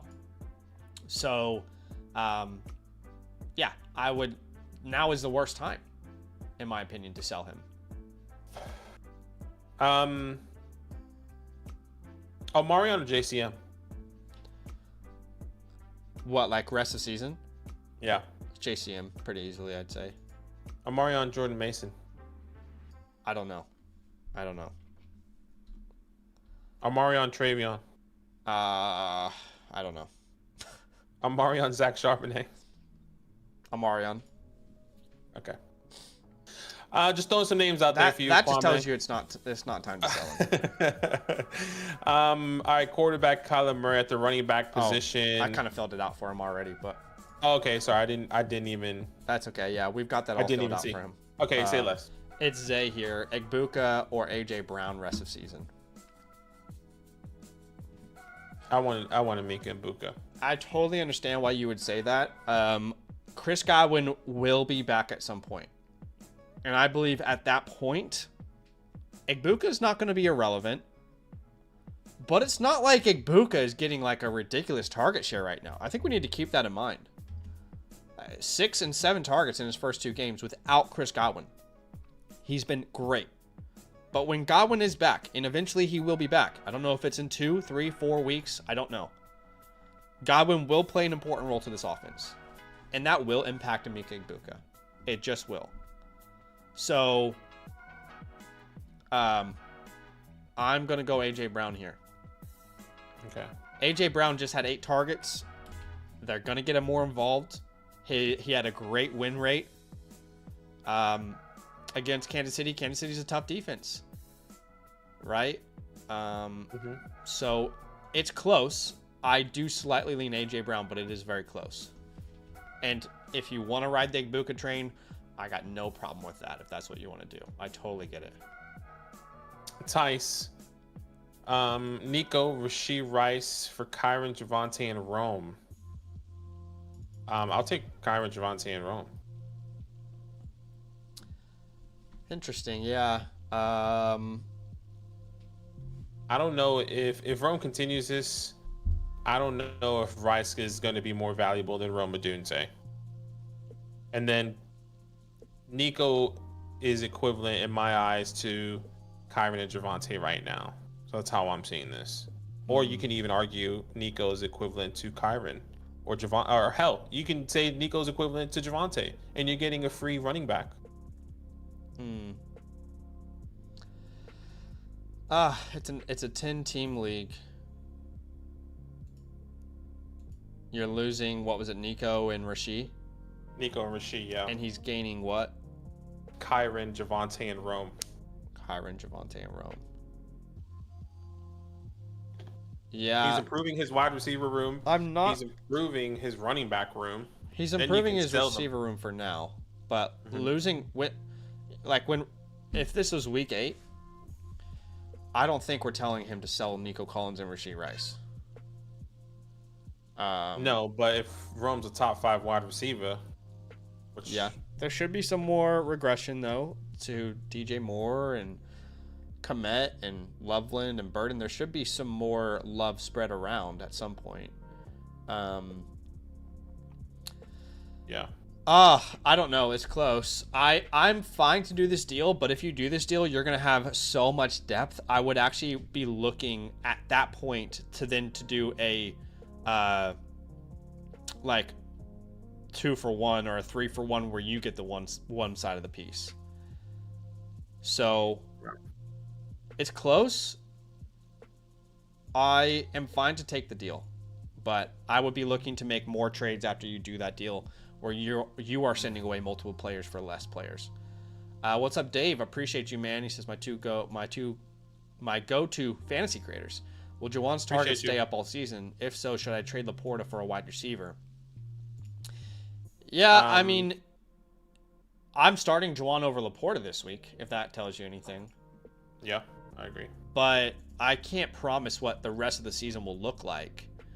Right now, it seems like Kellen Moore has a very intentional use for Juwan Johnson. I don't see that stopping, but of course, anything's possible. Averaging 10 targets per game in the first 2 games. He's very important in most of the games. They're going to be down. They're going to be coming from behind. That's great for Juwan. So I don't mind if you can send Leaporta away and upgrade. I'm fine with that. Yeah, I'm good with that as well. At flex. Wow. I'm leaning Pearsall. Yeah, I'm leaning Ricky as well, but I don't like it. No, I don't like it at all. Hopefully Mac Jones can piece something together, especially with Juwan not being there. I mean, who the hell he's going to throw the ball to? It has to be to Ricky. Yeah. Bunch of dump off passes to... Someone said they felt like their question didn't get answered. It wasn't a dynasty question. Okay.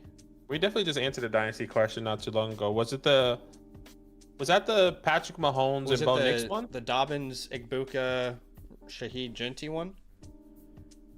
Yeah, we had that one. Okay, he says it's not a dynasty question. That's weird. I haven't seen anyone submit a team where it didn't recognize whether it was dynasty or not. But if it's Can you just remind us what was the trade? If it's a redraft question, I want the Dobbins Igbuka side. If it's dynasty, I want the Genty side. Yeah, we want the Genty side. Yeah. All right. I think we answered all the questions. If it was a keeper league, then we answered that a while ago. No, so that's the question we just answered is his question, but it's a keeper, not a dynasty. And right. If it's a keeper, then I still prefer Genty because keepers are basically hybrid dynasty leagues anyway. That's why the site isn't able to differentiate all the time, especially if you have a ton of keepers. Yeah, running backs are harder to get, so I prefer Genty. All right, Fly Birds Fly says drop Christian Kirk for Troy Franklin. Yes, easily. Yeah, I agree. Although Kirk is a decent stash. Brando 125. It's a start sit, and really the flex is what he needs help with. Between Pickens, Jameson for me here. I'm gonna go George Pickens. Yeah. Yeah, I'm gonna go George Pickens here. I like Jameson. Yeah. I feel like the floor is a little bit safer there with George Pickens, but obviously Jameson is the highest upside. Yeah, Jameson's in the highest over under. The Bears secondary is literally awful. Yeah, they're struggling hard, and they had a good defense a couple years ago. I think a lot of these guys are hurt right now as well. They lost Jalen Johnson for the year. Yeah. So, I don't think it's crazy to say Pickens over Jameson. I have them back to back now that I look at it. I think in a 10 team though, I don't know, 10 teamer. I think I want as much upside as I can get. I think I lean JMO there. I think the real question is Chuba Hubbard or Jordan Mason, because I have Jordan Mason currently ahead of Chuba Hubbard. It's not by much. They're actually back to back for me. Chuba's got that pass catching role on lockdown, and I think Mason will be very involved as well. And the Falcons defense was locking it down too. Yeah. Honestly, So, like, you could make a case that Mason is a safer flex than Jameson or Pickens, if you want to play it safe. But I think the highest upside is probably Jameson of any of the names. yeah, That's a tough call. Tough call. Julian Sanchez says, sent the trade question in earlier. Nabers and Hampton for Gibbs and Brian Thomas. What are your thoughts after seeing this roster? Nabers and Hampton for Gibbs and Brian Thomas. I imagine what we said is very easily we want Gibbs and Brian Thomas. Yes, I remember we did say that, Gibbs and Brian Thomas. After seeing the roster, just putting through our starts here, at flex, we would probably start either JCM or Jameson. It's a 10 teamer, so probably actually Jordan Mason is pretty interesting again. Again, same question we just had between Jameson and Jordan Mason. It's very close. Yeah, I'm gonna go with the safe floor here. Safe floor is Mason. The upside is Jameson. Mason. Upside is Jameson. So whatever you think you need, that's kind of where you can go. I don't. But if he was to send away Nabers and Hampton wouldn't impact his starting lineup. No. You'll be starting Gibbs. But it would be Gibbs at the flex instead of Jameson. Then instead of Nabers, you would start either Brian Thomas or Jameson. I think you start Brian Thomas. I would still take the Gibbs side of this trade. Agreed. Completely agree. Because I think Brian will improve his value. Big Rig says, is this ridiculous? My team needs help. I feel he would send Brown away for Dillon and London. I think Chase Brown and London are pretty much same tier, back-to-back type vibes. You could sell me on either or. I just don't think Dillon is the one I want though. Yeah, but it's just a throw-in. They're even players already, so it's just a throw-in. Yeah, that's true. But if you're losing Chase Brown, and you're running back, and you're trying to say like your running back room, yeah, I wouldn't do this if you have running back depth. You would do this if he had depth, but he doesn't. Yes, you're right. I would do this if you had depth, but I wouldn't do this because you don't. Your starting running back will be Monty, RJ Harvey, which is not good for your team. Yeah, you can't start Harvey and Monty. At least not right now. I think you can make a strong argument this actually hurts your starting lineup rather than helps it. So it's close, but you need running back way more than you need wide receiver, my friend. ISO flip, that didn't update, so give me 1 second. Let me refresh. Daniel's still our #1 supporter this month. Bitter Hornet is close. Davo is in 3rd. Let's see. Big Grig. Yeah, we just answered this, by the way, in case you aren't on stream. You can go back a couple minutes from the time code, but I think we said you need to keep running back strength there. ISO Flip says, drop Burden or Thornton for Franklin. Either. I don't care which, but yeah. Comfortably, it would drop either of them for Troy. Completely agree. Probably prefer dropping Thornton, but both are droppable. Burden. Yeah. Gene, added leagues for the unknowns, help picking Johnston and waiver help with Hill Higgs. Okay. Connor Hall Higgins probably. So Maybe. he's starting Hurts, HN, Kairen, Igbuka, Lamb at tight end, Hunter Henry. He says he's picking up Johnson off the waiver wire, which is great. You'd much rather start Johnson there. And then at flex, this is where he needs help. T. Higgins, Breece Hall. Probably going to start Connor over T, personally. Yeah, I would still start Breece Hall, though. Yeah. No, I agree. I'm probably going the 2 running backs. Yeah, that's where I'm at. Appreciate the question. Papa Marcus, 1 quarterback, 12 teams, start 6. Josh Allen, Saquon. DK, George Pickens, Hunter. Let's see. Gotta start Jake. And then you're starting Mason with no Daniels. Wow, Chase Brown though. Yeah, Chase Brown's crazy. Wait, the lineup is weird. Maybe he forgot to submit another running back. Hold on, let's just see this. It says start 6. So normally it's not start 6. I would imagine there's 2 running backs and a flex. So if this is Chase Brown, if there's 2 running backs and you missed it, you start Saquon Barkley and Chase Brown. Yeah. If not, you put Chase Brown over Mason in the flex. Yeah, exactly. And then at the wide receiver position, this is still the toss-up here for me. Yeah, it's the same question we've had all day between Pickens, Jameson, Jordan Mason. The safety is Mason. He'll get plenty of touches. I think the true ceiling play is Pickens, but in a 12-team league, I probably lean more safety. Yeah, you can't really afford to have gooses on your roster. Yeah. But if this is a flex, you clearly start Chase Brown over all the other names. Agreed. All right, are we finally caught up? My gosh, my goodness, that was crazy. We have a couple more. Okay. Andrew came through. Y'all are wild. Okay, Andrew. He says Goff or Dimes off the waiver wires to start, or Caleb. I would pick up Jared Goff. Yeah. I would pick up Jared Goff and then Daniel Jones. I would start either of those two over Caleb Williams. That's what I would say. Caleb's got a great matchup too. True, against the Cowboys.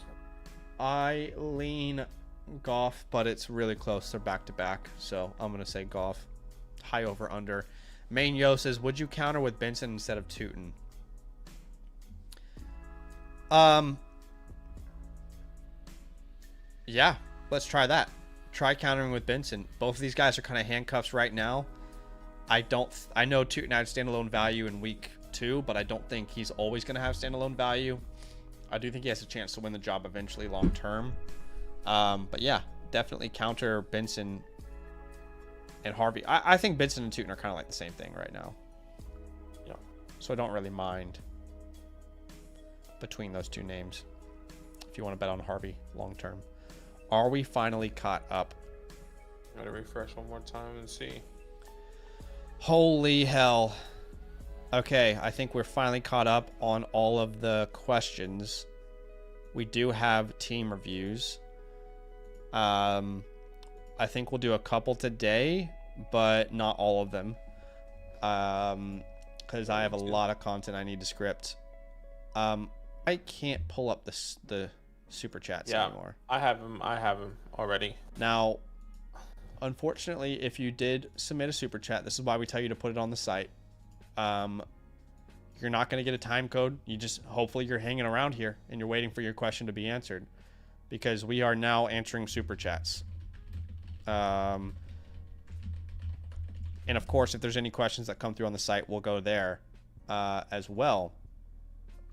But I just want to see if I can pull them up on like a different site or something, because I can't see them anymore. You can see them on the back end. You know how you do that? Yeah. Let's see. Is it stream health or what is it? Viewer activity? You gotta view activity. Okay, hold on. Maybe I can share this screen. Hold on. Let me add a new source. And I'll go window capture. Let's see.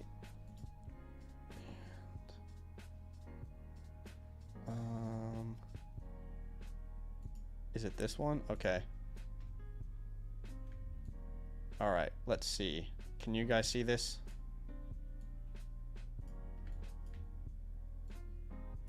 What I need to do is I need to copy this and put it over on the main page. Okay. This is going to look really bad. Sorry, but this is what we're going to have to do. You guys can follow along though. Julius is first. Julius, yeah, it says, would you trade Hampton for Breece 16-man league? I would. Would I trade Hampton for Breece? Yeah, I would. I agree. B. Wayne, lost Aaron Jones, need a running back. Do I trade Moore for Dunze? DJ Moore for Dunze? I mean, if you can't do that, sure.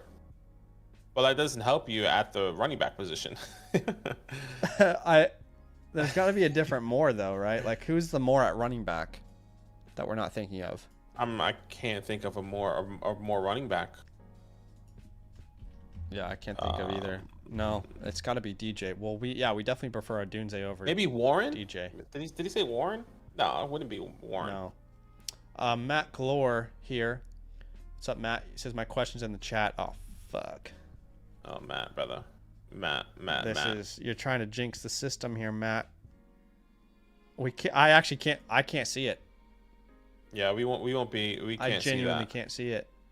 Last year, we didn't have as many questions on the site, so it was easier for us to go back and look at this stuff. Matt, if you're in the chat, please drop your question in. Appreciate you, man. But this year, it's going to be harder to do that, where you drop, the amount and then put a bunch more information or whatever it is. Miggs is next. He says, how much should I spend on Daniel Jones? Have $100 fab. I think a lot of guys will bid with the injuries. 14-man league. 14-man league is important context for sure. Yeah.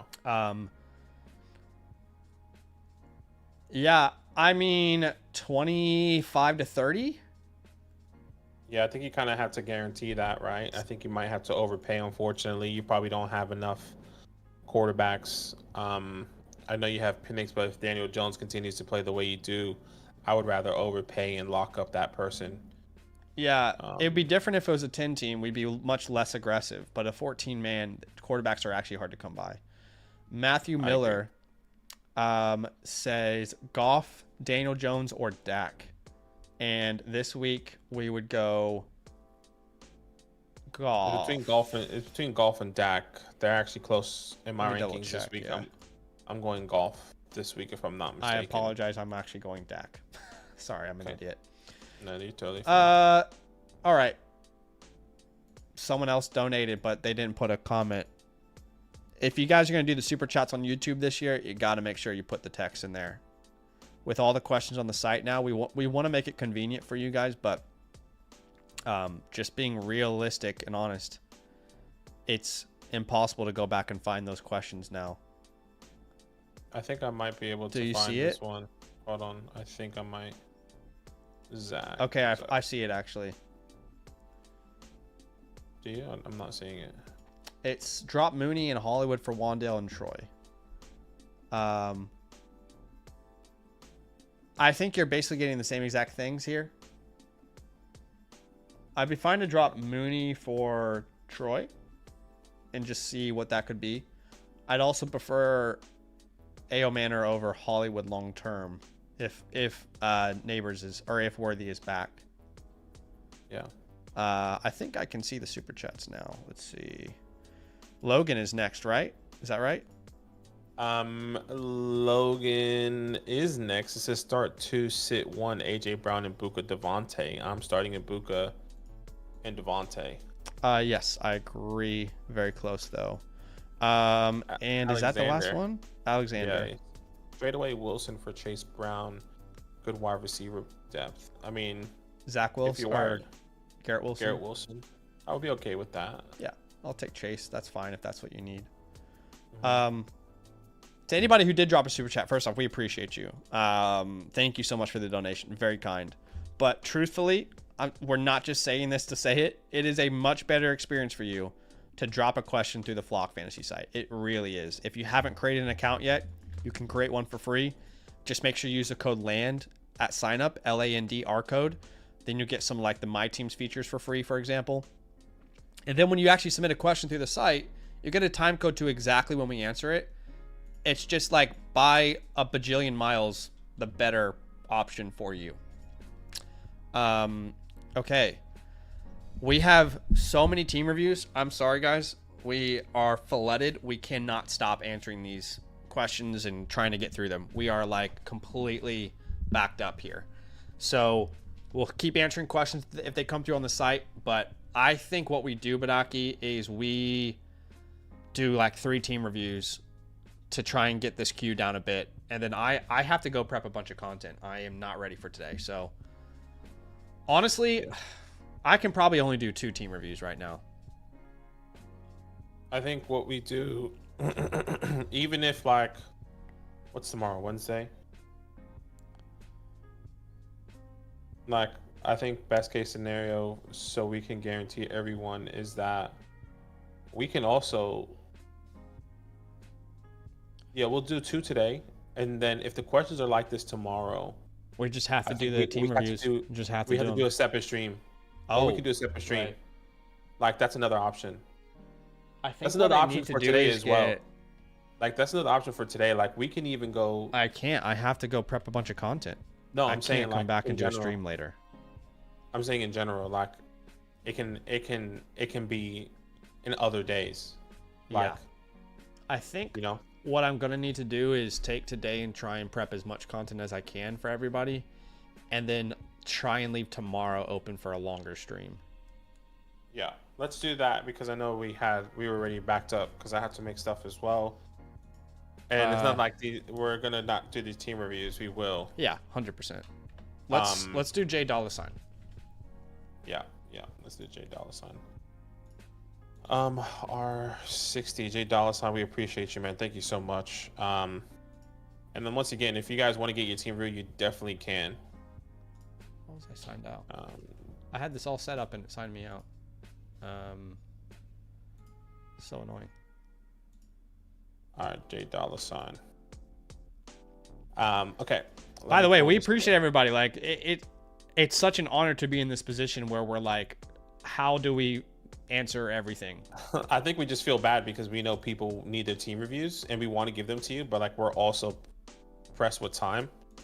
We're trying to do it. We're trying to be as efficient as possible. This is the first year where it's actually really hard to find time to figure everything out. And I want to answer all the questions in the chat. There's genuinely not time to do that today.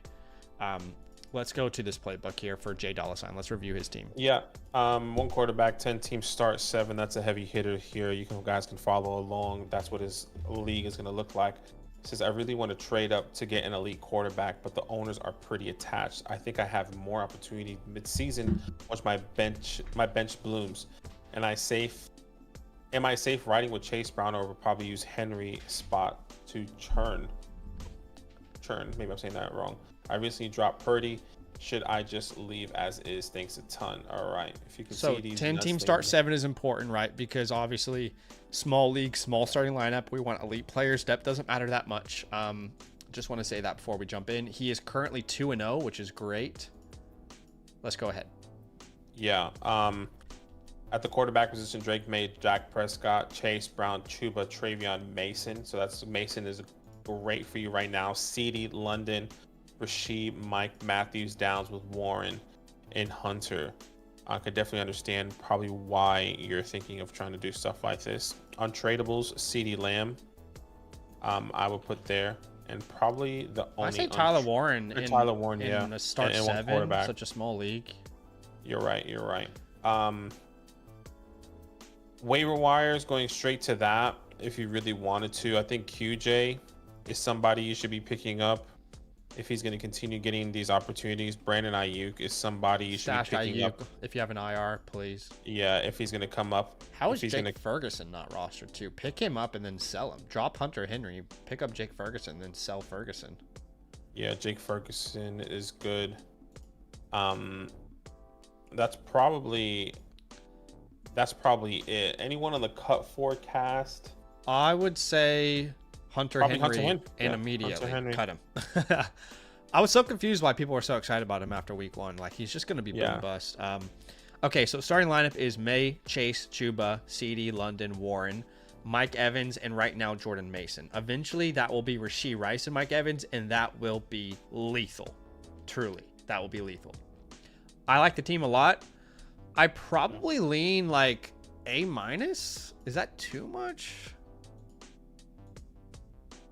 I would say B+, just because of the loss of Chase Brown. Yeah. The upside that is no longer there. It feels like with Travion and Chuba Hubbard as well, with those injuries at the offensive line. Everything, like if you told me Joe Burrow was in, the offensive line was healthy, Travion is ascending, that's just not the case, you know. I understand. But either way, it's a great team. I'll give it a B+, but that's all. We'll lean B+. And let me just open up your whiteboard here, which will turn into a chalkboard. Just as a reminder, he says really wants to trade up to get an elite quarterback. Honestly, I don't think you really have to. No, May could turn into that, man, right in front of your eyes this year. Yeah, he says, I think I have more opportunity mid-season once my bench blooms. I'm safe riding with Chase Brown. Am I safe riding with Chase Brown? We'll probably use Henry's. I think you are. I think I'm more worried about the receivers than I am the running back here. Yeah. I recently dropped Purdy. Should I leave it as is? Thanks. Yeah, I mean, just reading back at the context, I think leaving it as is great, but making those moves that we kind of said. But you can also pivot and trade some of these players if you really wanted to. Well, but, yeah, we go to the when you're a chalkboard. Rashi Rice owner, you have to be patient. You know, you're 2-0, which is great. You're 2-0, so there's no reason to, like, if you were 0-2, we'd say maybe we should use Rice here, get some wins, but you're already 2-0. I think Rice is kind of this secret weapon already on your team. I don't want you to trade him away. You already have the best wide receiver room. When he's back, you'll have the best wide receiver room by far. Henderson, you need to be patient on. So, I mean, what exactly would the trade be? I don't know that there's really a trade out there for this team right now. I want to give him value. I want anyone who ever gets a team review from us to really feel like they got value. But truthfully, what would the trade be right now? Like, you have to keep all... Okay, so start 7. Again, Maye, Chase, Chuba, CD, London, Warren is 6. Mike Evans is 7. So I guess hypothetically, we can use Jordan Mason. Yep. But who are we using on top of him to make a deal? Matthew Golden is not going to move a needle. Get you anywhere. Josh Downs is not going to move the needle. We don't want to use Rashi Rice. You can't send Mike Evans because you need the depth. Unless we package Mason and Evans. And get an even better RB3 or...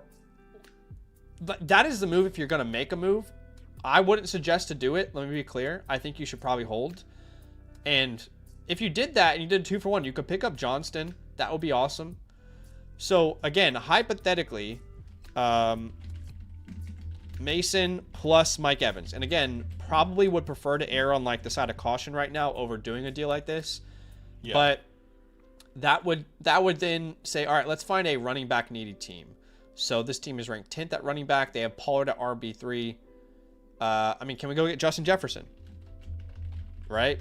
That'd be awesome, actually. Brian Thomas. He's struggling. This team is got Hampton and JCM. They have Jamar Chase. Can we go get Jamar Chase? Mm-hmm. Actually, I don't know if you want to have too many Bengals now. That's maybe not a smart move. The team that has Aaron Jones has Charbonnet at RB2. They have Devontae Adams. Can we get Devontae Adams and Jaden Daniels here? That's hot. I like that. Right, and then you send back Drake Maye, or let's keep Maye. Send Prescott back. That's actually a very doable trade. That's probably the one trade that makes sense actually. I'm saying actually a lot. The guy who lost Joe Burrow. Can we send him Dak Prescott and Mike and Chase Brown? Dak Prescott, Mike Evans, Chase Brown for Jonathan Taylor and Adunze? Yeah, I was gonna say Roma. Can you squeeze that? I don't know. I guess yeah. He needs Joe.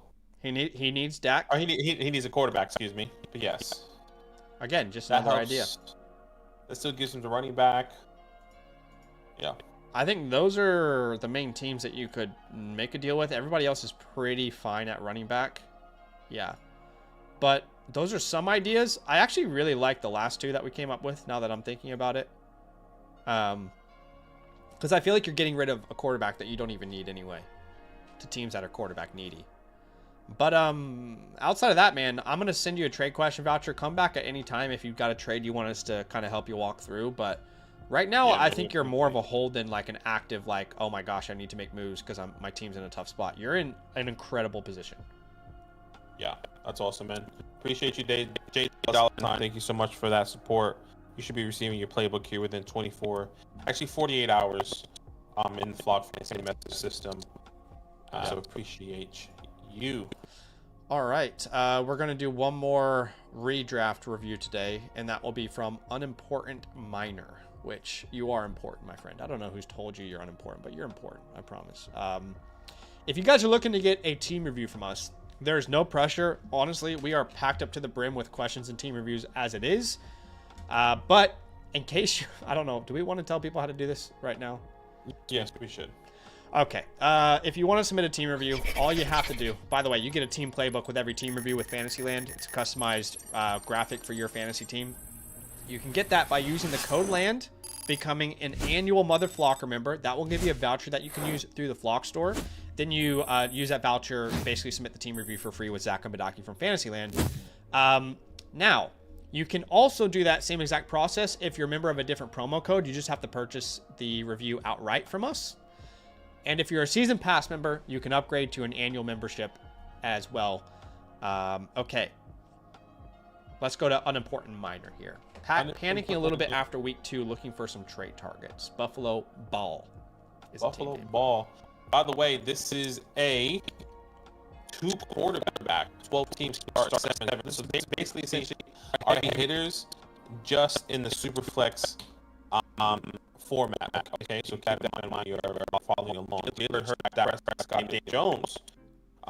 Good Great quarterback. Yeah. At the running back position, J.J. Brown, JCM, Amanra, Mason, with Brian Thomas, Mika, DK, Devonta, and Tyler Warren. Honestly, I'm surprised that he is 0-2 because this is not a bad team. He has 179 points for, so he's just been quite unlucky. What's funny, yeah, I mean, this is just the nature of fantasy football, unfortunately. A guy that has 181 is 1-1, so it's just, you know, shit happens, really. Devonta's been bad for you. Mika's been great. Brian's been bad, but Tyler Warren's been great. Jalen and Dak have been fine. I don't think you really need to panic with this roster. I know Hampton's not looking great. We can definitely come up with some trade ideas.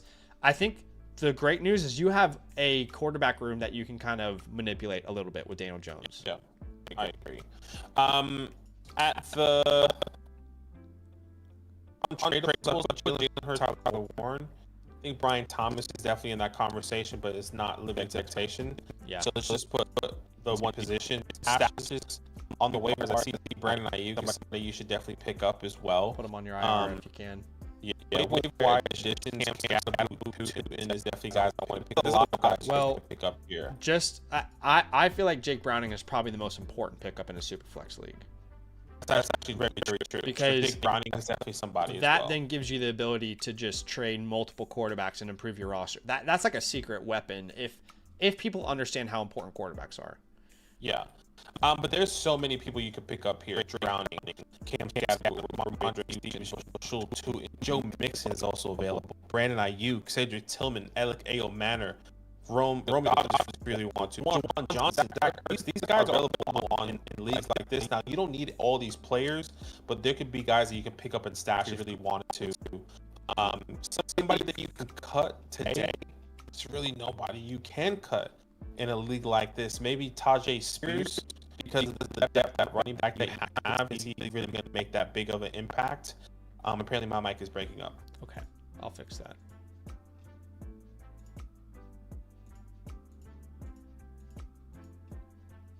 You should be fine now. You should be fine. Go ahead. Yeah, thanks guys. Thanks for that. Yeah, so I would just say the drop will probably be Tajay Spears with so much guys that you can pick up at the running back position in the cut forecast. I'm not sure how you feel about that, but that's where I'm at. Because there's so many guys that we would rather roster, like you said, the Brownings, the Cams, the Toontons, he's the probably Stevensons. He's probably got Tajay on his IR, but if he doesn't, I would drop Tajay for any of those names. But yeah, he's kind of just in a small league. It sounds like small benches. But okay, so let's give this a team grade. I actually don't think this is a bad team at all. No, if you think about your start, I'm assuming it's an 8, but if it's a start 7. That would just mean there's actually one flex entirely, and it's a super flex instead of there being a flex and a super flex. I'm assuming it's start 8. If it's start 7, whatever. It doesn't really make that big of a difference. You just don't need as much depth. But Hurts, Dak, Chase, JCM for now, or Jordan Mason this week.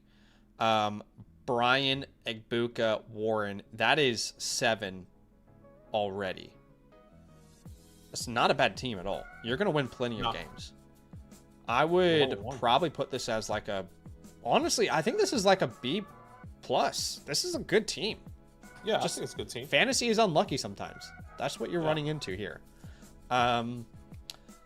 So don't freak out, but we can definitely come up with some trade ideas. So when you get your team playbook, you're going to get a lot of information on it. Like, we'll talk about what trades that you should make, which we'll come up with right now. We'll talk about the importance of your depth. It's not very important in this league, by the way. Untradables, cut forecast, the chalkboard. But what we want to do right now is just get very specific. So again, like critical ads. Okay, let me just talk this through. What you really need to do, is make a 2-for-1 trade before the waiver wire hits, if that's possible. Because then that frees up some space for you. So ideally, you send like Daniel Jones plus something to a quarterback needy team. Should we say Daniel Jones and maybe like a DK and get a big upgrade? Daniel Jones and yeah, let's do that. We want to get a big upgrade at wide receiver there. So what's the quarterback needy team here? This guy's 8th. He has Patrick and Caleb. He's fine. This guy's 9th. He has Cam Ward. Perfect. He has Puka Nacua. Now that sucks because you're not going to get Puka Nacua. Let's be real. But what if you sent Daniel Jones? Like, could we get to Puka? Probably not. But what would you do this trade if it was Dak Prescott? Yeah. Plus DK? Oh. Yeah. Again, I don't think that gets you Puka. I mean, what about making it Dak and Emeka Egbuka? Dak Prescott and Emeka Egbuka for Puka. I tried Daniel Jones first, but maybe that gets you into the building. I'm not going to sit here and promise you that gets you Puka, but we're trying to open as many doors as we can for you. That's a hard team to trade with because their depth is really strange and they only have top end players. Let's keep looking. So that guy was ranked 9th. We've got a team. Let's keep looking. This guy's ranked 5th. So this guy has Brock Purdy, who's currently dealing with an injury. The last team. Sorry. There's a team. I think we should just skip that team and go straight to the team that has Justin Fields and Joe Burrow. Okay, yeah. Where's that? World is flat. Okay, perfect. They've got Nabers. They've got James Cook. So, can we send Daniel Jones and Jordan Mason? I kind of want to hold on to Jordan Mason. But what if it was Daniel Jones and Hampton for James Cook? Yeah, I like that. Daniel Jones and...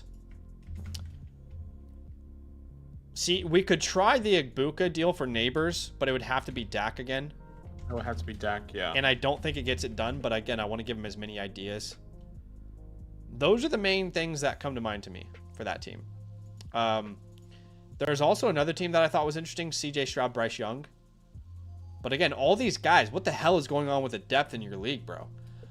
It's the same thing. Maybe it might be limited.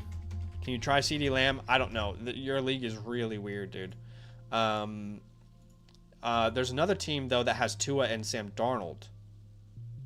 And again, what is up with the depth? There's like no middle ground on any of these teams. Yeah, that's why the waiver wire is so deep. They must have limits. I mean, if I'm reading this correctly, everyone is kind of at that.